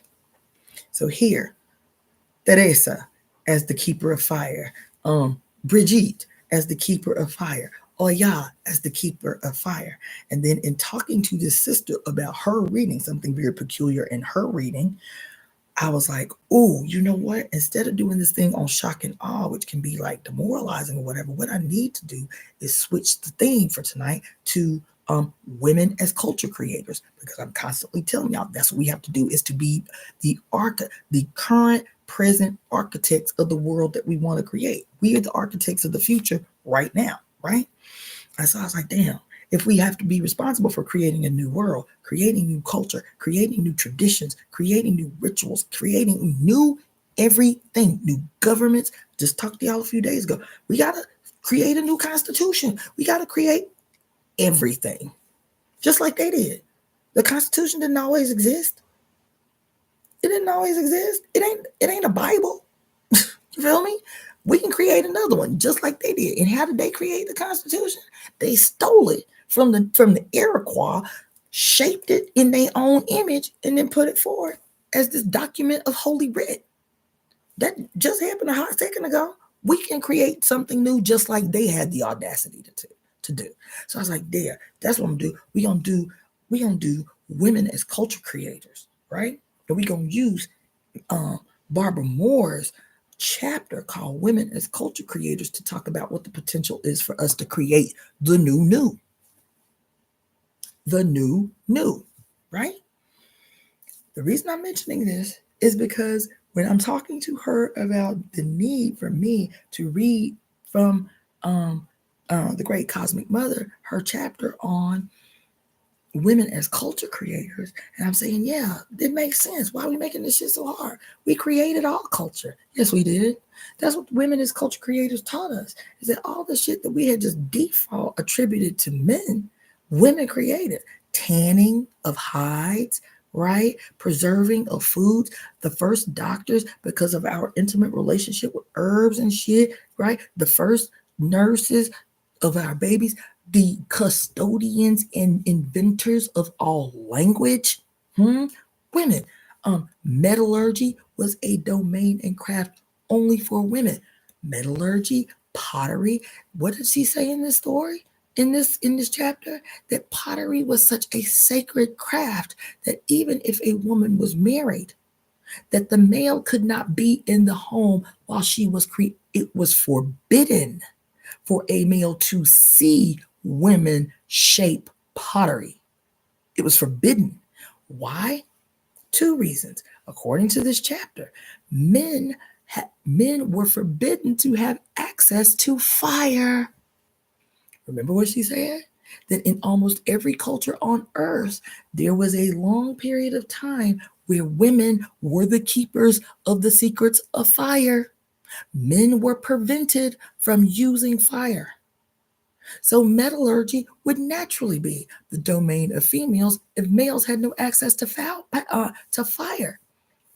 She even says in this chapter, she says that the first time males were taught the magic of fire, this was the first time in human history weapons had been constructed. That up until that point, metallurgy is the sole possession of females, only produced instruments for agriculture, jewelry, tools, and ceremonial objects. Up until that point, for thousands of years, metallurgy was only used to create ceremonial instruments, tools, agricultural tools, and jewelry. And as soon as they got possession of the secrets of fire, what did they do? Shape the first weapons, right? So I'm talking to her about this chapter in the Great Cosmic Mother called Women as the Culture Creators and what this means, right? The culture of agriculture, the culture of, pottery and weaving and all of these things. And then it occurred to me when I was talking about the fact that in every fucking culture, in matriarchal societies, women were the sole custodian of the secrets of fire. And then I was like, this is why Prometheus has been coming up so much for me. This is why Prometheus has been coming up so much for me, because Prometheus was a female. Prometheus was a female. The story goes, at least a little bit that I remember about the story. Let me find one of my mythology books. At least a little bit I remember about the story of Prometheus was that the reason that he was punished eternally, sound familiar? You females, you uterus possessing humans, sounds familiar? Zeus punished Prometheus for eternity. Why? Not only because he gave human beings the secrets of fire, right? But because he betrayed the gods. He betrayed the gods to give man the secrets of fire, right? Baby, listen. What was Prometheus's punishment?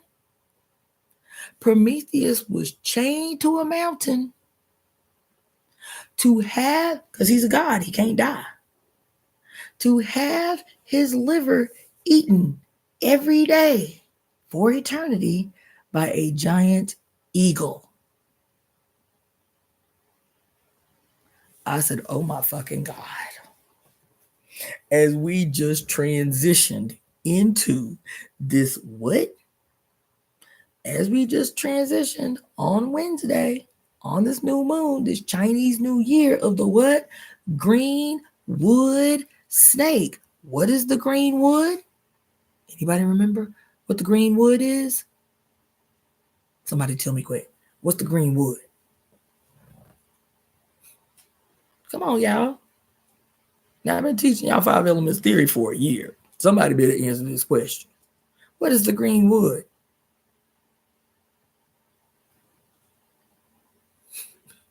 I'm about to have an attitude. What's the green wood? Somebody better answer this question. Y'all sleep? I know it's 3 o'clock in the morning. Y'all might be sleep. Thank you, Tajali. It is the liver. The green wood is the liver. So here, Prometheus, stealer of the fire, but the illuminator of mankind. He illuminated mankind when he gave him the gift of fire. That's the story, right? Illuminator of mankind. God damn. God damn.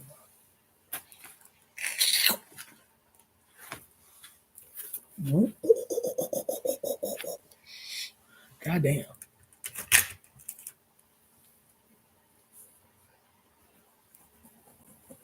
Yeah. All my pan's empty. Listen. Damn, really? Every goddamn pen I got is out of juice. Told y'all I'll be in here writing like a lunatic. Every last one of my ink pens is out of juice.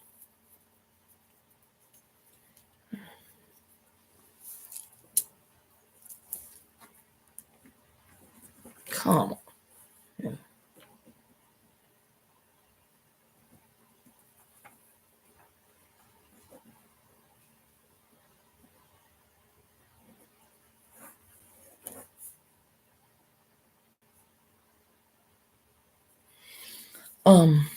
Yeah. So what's this? Because I always thought that's weird. That's so specific. Why would you have a nigga liver being eaten every day for eternity? That was just so odd and weird to me, right? But mankind is such a mediocre word. We can create a more meaningful word for our species. That word bugs me. I accept that. I accept it. That's a big old fat fatty. It's your big old fat fatty. You being real cute now. Because you was cutting up just a minute ago. You being extra cute, boy. You being extra cute. Ow. Negro. Damn. Stop. Now you being extra. Get my style. Anyway. Yes. I always thought it was really random. But it dawned on me today doing this woman's reading. And I'm like, you know what? I'm going to change the topic to women as culture creators. Maybe this can give us some insight from the past about what we must do in the now, right? And then when she's telling the story in Women as Culture Creators, as the sole custodians of fire, I was like, oh my God, Prometheus was female. That's why it kept gnawing at me. That's why it kept coming to me. And it would also make sense because of the tumultuous nature of the relationship between Zeus and Prometheus. Now, if you watch the show Chaos, right, they had a very tumultuous relationship because they loved each other. They called each other friend. But because of this, quote, act of betrayal, how dare you enlighten? How dare you illuminate humans? We have to keep them ignorant. We have to keep them ignorant. This is the story in Chaos. Chaos is deep. Chaos is deep because what Chaos tells you is that what humans called God was they were not immortal. They were not born immortal.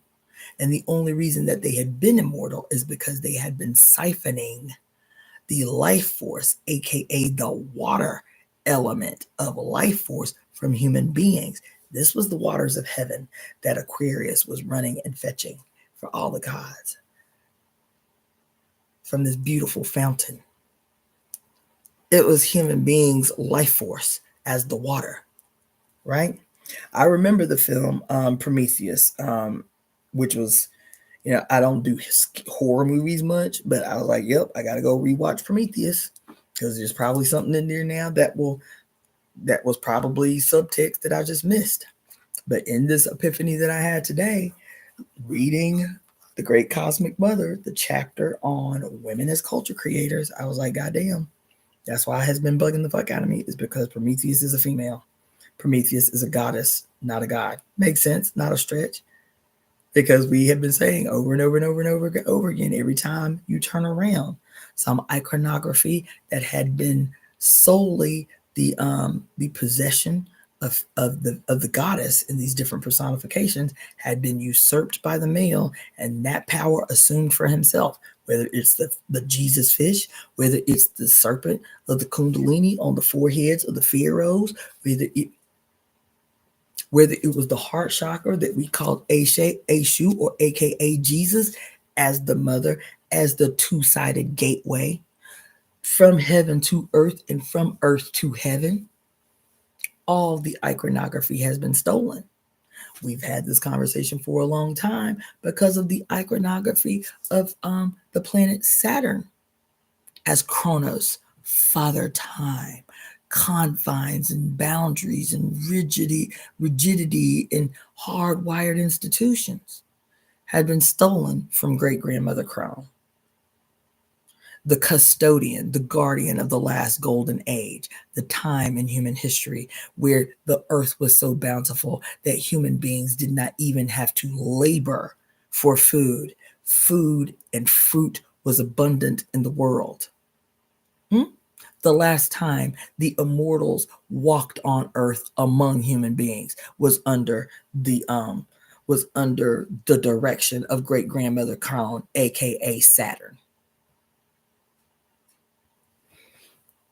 It occurred to me tonight. So now I really got to get into this deep study with Prometheus, because Prometheus was a goddess. Prometheus was a female. Prometheus was a female.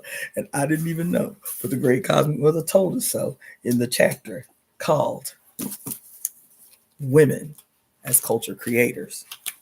So let me just read a hair from here, and then I'm going to be the fuck up at 4 hours. I'm going to be the fuck up off of here. Okay? All right.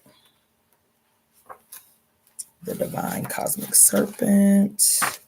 First, women as culture creators. All right, here we go. So in the very first section, she says, when we say that women created most of early human culture, we are not trying to sound radical. The evidence is there, quite tangible.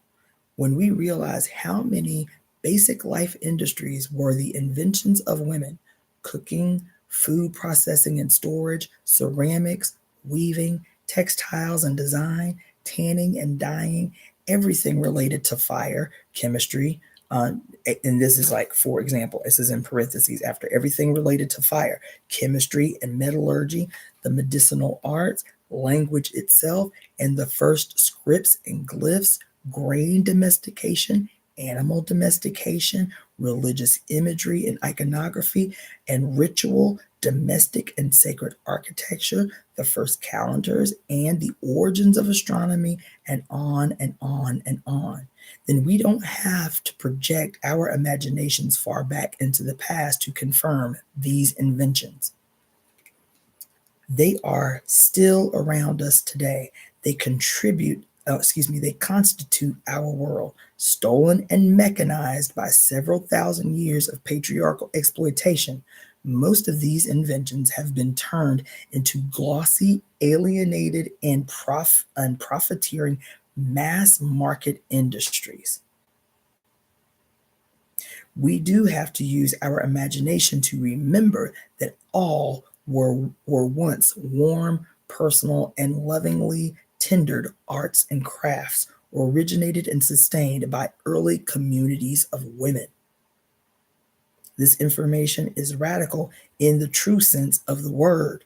Radical came from radix, which is the root, which means going to the root of things. These cultural inventions of early women were at the very root of human existence. They created what we know as human life. Evelyn Reed, an anthropologist, Marxist, and feminist, has written extensively about women's early social forms and inventions in the in the myth of women's inferiority and woman's evolution. Reed describes how human culture developed out of women's labor groups, interrelations, and first crafts. Yes, yes. It was the female species who had the let's see. It was the female species who had the care and responsibility of feeding, tending, and protecting the young. However, as Marx and Engels have demonstrated, all societies, both past and present, are founded upon labor. So it was not simply the capacity of women to, quote, give birth that played the decisive role for all females. Um, let's see. So it was not simply the capacity of women to give birth that played the decisive role for all females. For all females give birth. What was decisive for human species was the fact that maternity led to labor. Maternity led to labor. It was in the fusion of maternity and labor that the first human social system was founded. That's a bar. That's a motherfucking bar. That's a bar. That's a bar. Listen, it was women who became the chief producers, the workers and farmers, the leaders in scientific, intellectual, and cultural life. In the language of primitive peoples, the term mother is identical with producer procreatrix. But she says the first labor was maternal labor, was maternal labor. It was the body giving birth in labor that led to work labor, producing labor. Okay. It was, let's see, it was a society where power was linked with real love. Like I said, every time I read this book, something different stands out. Y'all ain't never seen me read from this book where I wasn't taking a note. Y'all ain't never seen me read from this book where I wasn't taking a note. It was a society where power was linked with real love. I swear every goddamn pen in this house is empty. I told y'all I'll be writing like a crazy person. Every motherfucking pen. Shit.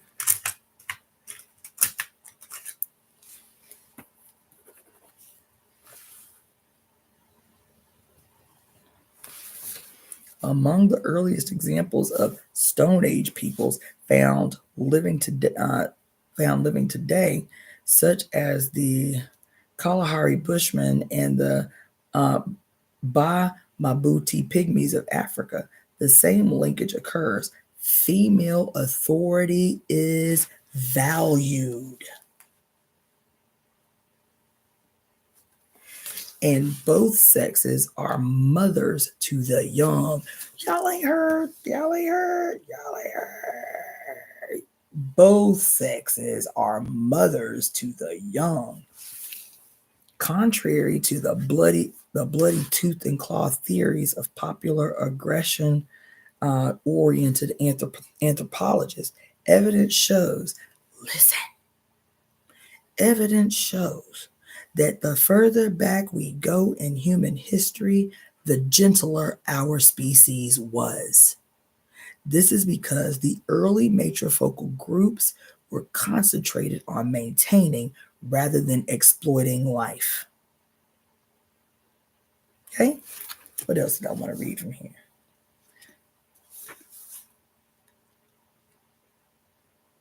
All right.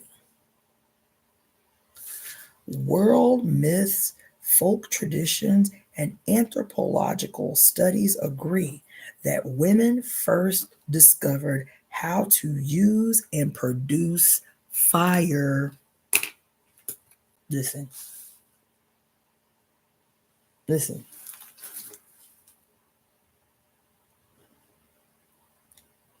All the things.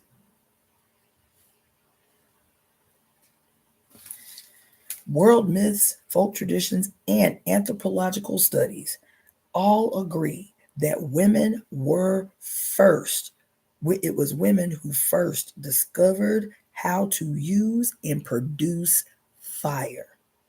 In a survey of 224 modern tribal societies, it was found that fires were made and tended always or usually by women in 84 of those 224 modern societies, modern tribal societies. Almost all those societies have legends telling of early times when women were the exclusive owners of fire. Ritual maintenance of fire remained entrusted to women down through the historic times, such as the Vestal Virgins of ancient Rome or the Irish nuns of St. Brigid. There it is again. Fuck. Of St. Brigid from the originally Celtic goddess Bridget, or bride, that's where the term comes from, who tended the perpetual fire at Kildare until the suppression of the monasteries under Henry VIII. Fire is sacred to the Moon Mother. Cooking, boiling, roasting, baking, steaming was only one of the techniques women acquired from their mastery of directed heat. Fire was the tool of tools. Through its use, foods could be dried and conserved for future use, and some poisonous plants and fruits were made edible. It was women who developed all the early associated industries of cooking and ceramics, in which fire was the critical tool. Yes, Aaron, that's a great statement, boo. That's a great statement. She says, women to tame the masculine nature of fire. It makes sense spiritually. Yes. Yes. Okay. I love that y'all be listening. Women built the first granaries and storehouses for provisions. Some of these were sunk into the earth, while on marshy ground, they were upraised on stilts. Women domesticated the cat to protect these granaries from rodents. Cats, since immemorial time, have had a special relationship with women. Among European witches, cats acted as familiars and were believed, to have telepathic powers, which is why special bonfires were erected during the Inquisition to burn all the cats in town along with the women. So anyway, that's primarily what I wanted to draw out. Let's see.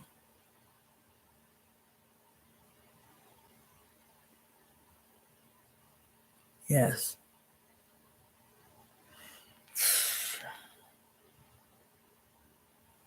Mm-hmm. Mm-hmm. Yeah. So we shouldn't get mad when men say that women's constantly. Oh Lord, girl. Ooh, that's trifling. I just want to say, I know you being funny, but that's trifling. Anyway, so yeah, that's what I wanted to draw out about women as culture creators.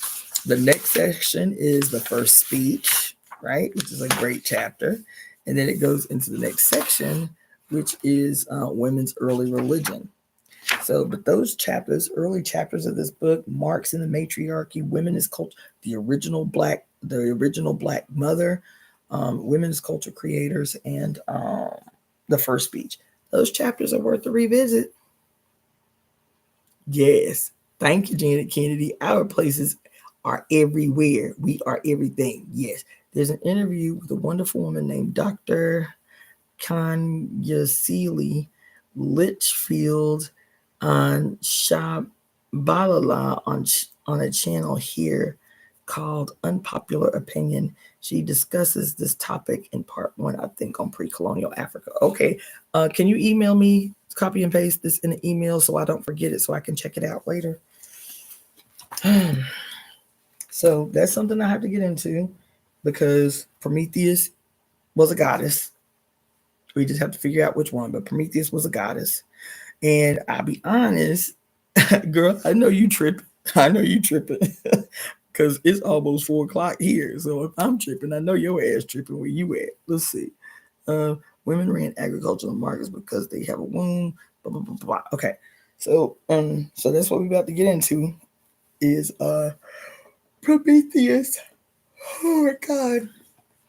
Prometheus was a goddess. Now, it's interesting because if Prometheus was a goddess who was punished forever, for eternity, by the god Zeus for betraying Mount Olympus to give human beings the secret, to give mankind the secrets of fire, to become enlightened, to become like the gods.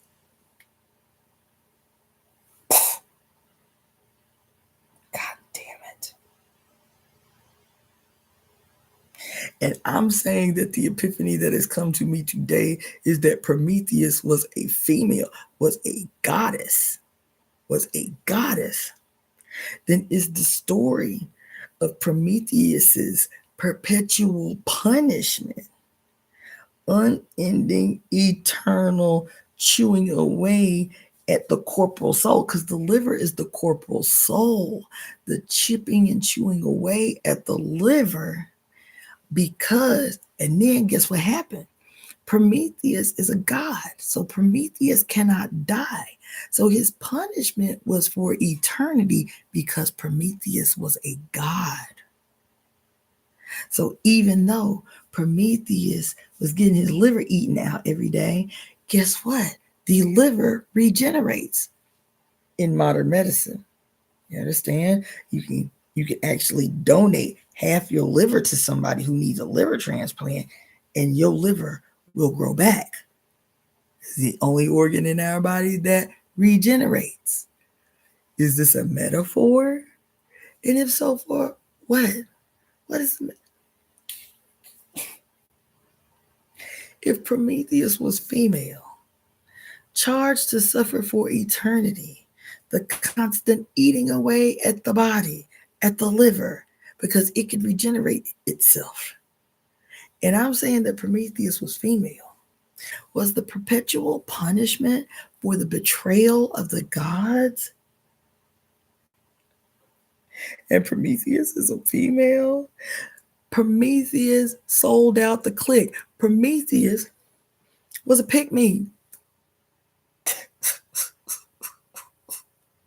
It's 3 o'clock in the morning. I might be totally off base and tripping and see this shit tomorrow and be like, I was wilding out of control. But right now, if I'm saying that it struck me today that Prometheus is female, and Prometheus is the one responsible for taking the secret possession of the females, of the egalitarian collective of females, of the egalitarian collective of the mothers who had vowed among each other to keep the secret science and power and magic of fire away from the males. Maybe there was one among them, these egalitarian societies of women everywhere on earth, that said men cannot have access to fire, because if we grant them access to fire and they're already young, this shit will go to their heads and they will do nothing but create weapons of destruction. And what have they done? And is it that Prometheus, as a goddess, took an opposing position to the group. She took an opposing position to the clique. She, as God, said, you know what? But men need access to power too. Men need to have access to our magic secrets too. And so she stole with the egalitarian society of women and said, baby, we recognize their weaknesses. We recognize their weaknesses. It's not a condemnation. We still embrace them. We still, but some things they cannot see. Some things they cannot have access to, because what did Lao Tzu say? Yang energy is always destructive. If not anchored by his mother, the yang is always destructive. That's what he said. That's what Lao Tzu said. And all things embrace the end because the yang is destructive. If left unanchored in his mother, he will destroy everything he sets his sights on. So Prometheus, the goddess, says, you know what? The men have a right to use fire too. So you bitches on that bullshit, I'm about to grant mankind the secrets of fire so that he can be, quote, illuminated. Definitely women that wanted the male here and the rest didn't. Not talking about the male being here. They exist for a reason. Just like the males in a beehive have a very specific and peculiar role. They have a role to play. It is when they move outside of their role that shit gets wobbly and flipped upside down. Right? I'm not talking about killing all the men. I ain't talking about getting rid of all, sending all the men to their own. None of that crazy shit. It's not what I'm talking about. I'm talking about a metaphor about this recognition that was expressed all over the planet. Women recognizing that there was something peculiar about male energy and about masculinity, that if not anchored inside this egalitarian society of women, of mothers, that certain things that if they had access to, that yang energy would turn bad as opposed to good. Tasha say, are you saying that Prometheus was stigmatized? It's very girl, I got chills every the fuck where. You being funny and are you saying that Prometheus was stigmatized? But if you remember Tasha Lee in the show Chaos, if you remember Prometheus as a god, wasn't he gay? Didn't he have a gay lover that he was in love with? And what did he do? He not only betrayed, quote, Zeus and Mount Olympus, he actually betrayed his own lover, murdered his lover to secure the future. Murdered his lover to secure the future. God damn. Oh my God. Hold on. She said, are you saying that Prometheus was stigmatized?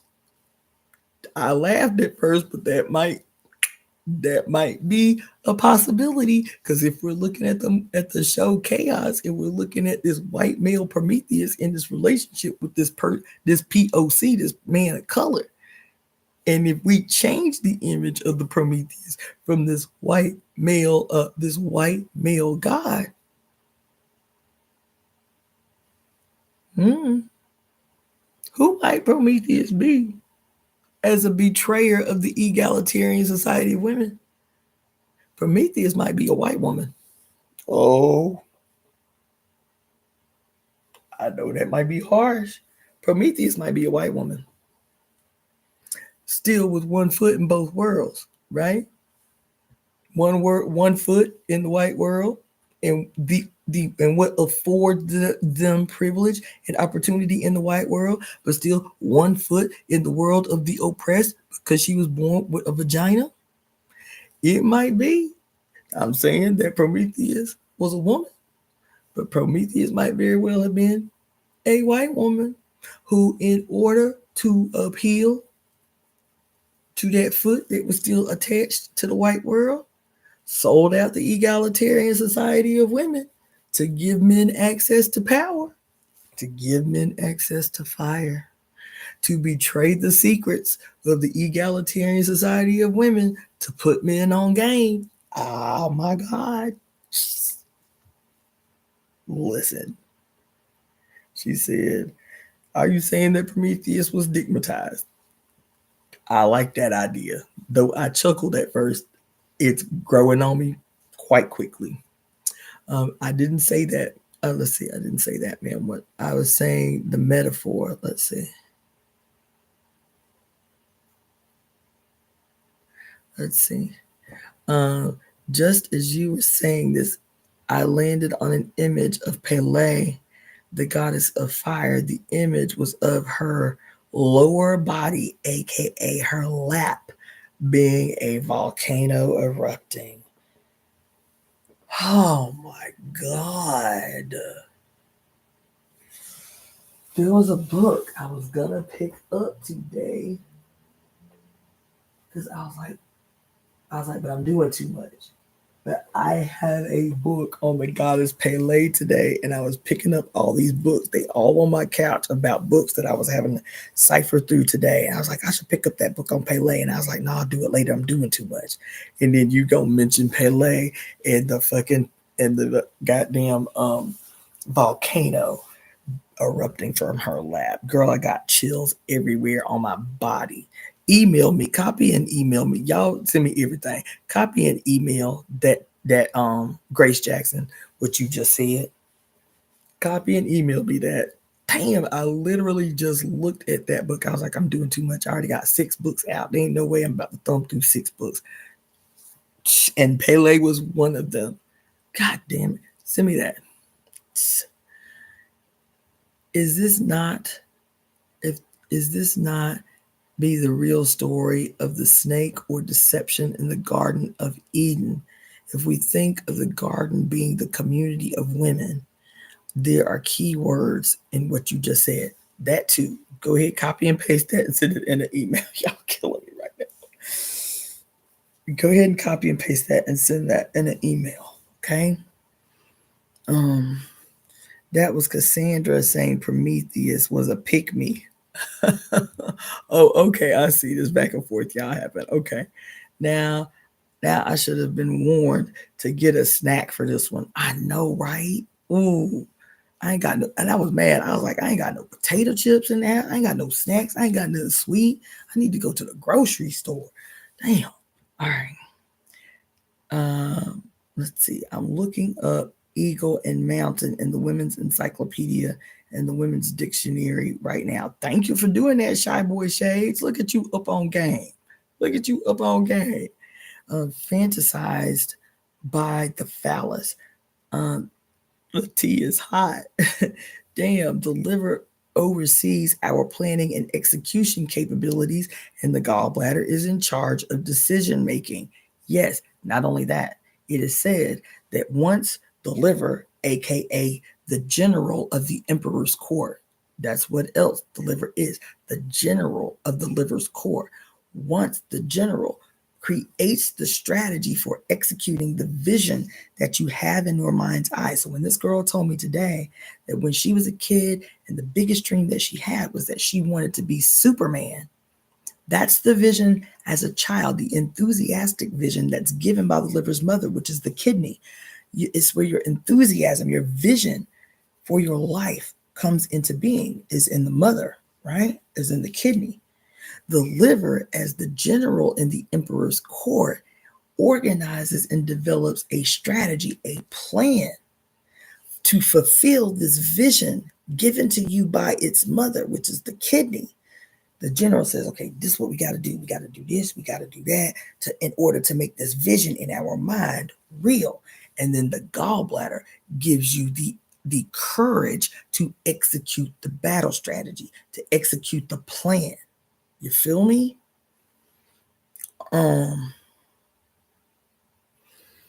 Gives me a whole different meaning to gives a whole different meaning to fire crotch. Let's see. We not even watching Cassandra right now. She in a sleep trance. I'm hanging on by a thread. It's true. Send me a list. I got 5 on your snacks. That's what's up. That's what's up. Y'all can now when we talk about Amazon. Anyway, y'all can do that too. Y'all, you can like ship snacks to me through Amazon and they'll deliver it right to my door. Just FYI. Look at us, we just keeping the hours. I love that too. I was like, damn, there are a lot of motherfuckers up on here at 3 o'clock in the goddamn morning, almost 4 o'clock in the morning. This witching hour shit might be our time, but it means I might have to take a lot of naps during the day. I might have to take a lot of naps. You got an Amazon wish list pinned down there. I do, but I can't. Who asked about that? Queen Bee. I'll do that next time. Thanks for doing that. But email me and I will send you the link to my Amazon wish list. And then I'll make sure I put that in the next live, like in the chat or whatever, the link to my Amazon wish list. I'm not gonna do that right now. Awesome. Thank you, QB. So what was I saying? Fuck.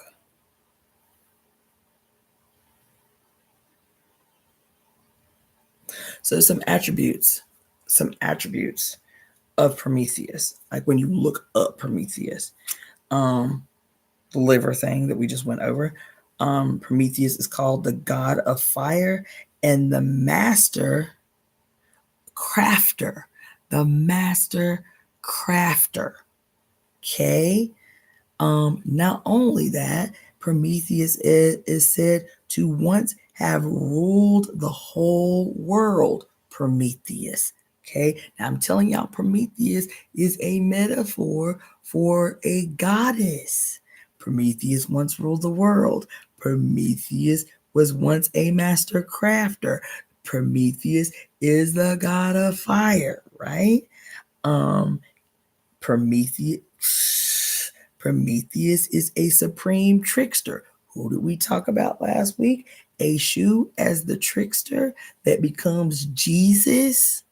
Remember we talked some time ago about Eshu, his image being taken and the court jester being directly fashioned after the Orisha Eshu. So every time you see symbolism of the jester in the king's court with the black and white outfit on or the black and red outfit on, what it is, the jester that is the opener of ceremony and the closer of ceremony in the king's court, right? And that the jester is the funny man, the quote trickster, right?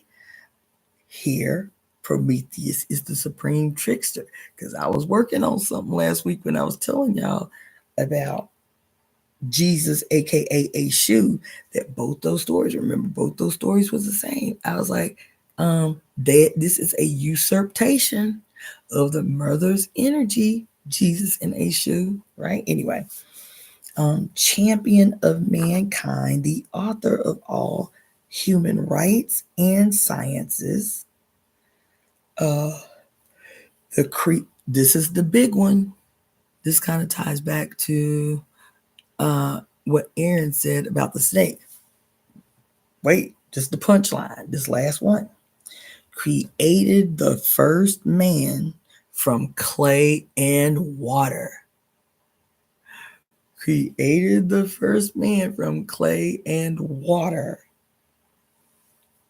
Mm-hmm. Yeah, Prometheus was a female. Okay. And then I think I'm about to wrap this up. I'm fading fast. I wish I had some freaking candy or something. I ain't got, when I tell you, I ain't literally got no snacks in the house. So the last thing that I'm gonna leave y'all with, this could have been so much more, but whatever. The last thing I'm gonna leave y'all with is So in California, I don't know about anywhere else, but in California, they have this thing called little libraries or little box libraries. And you can get a little box library grant and you can get enough money to build a little cute box and put it in your front yard and put books in it, and people can, sell and trade. Trade. They can trade books. You can leave a book and take a book or whatever. I am obsessed with little libraries, little box libraries. Let me show y'all the latest book I got from this one of these libraries. I'll show it to YouTube first. It's called The Devil's Dictionaries, the best of the Devil's Dictionary and the American Heretics Dictionary.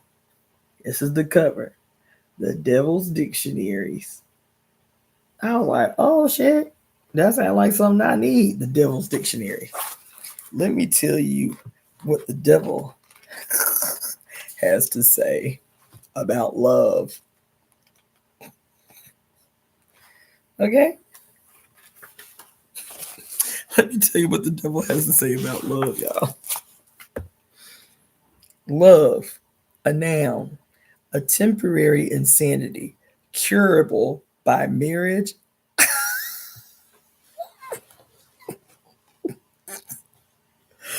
A temporary insanity curable by marriage or by the removal of the patient from the influences under which he incurred the disorder.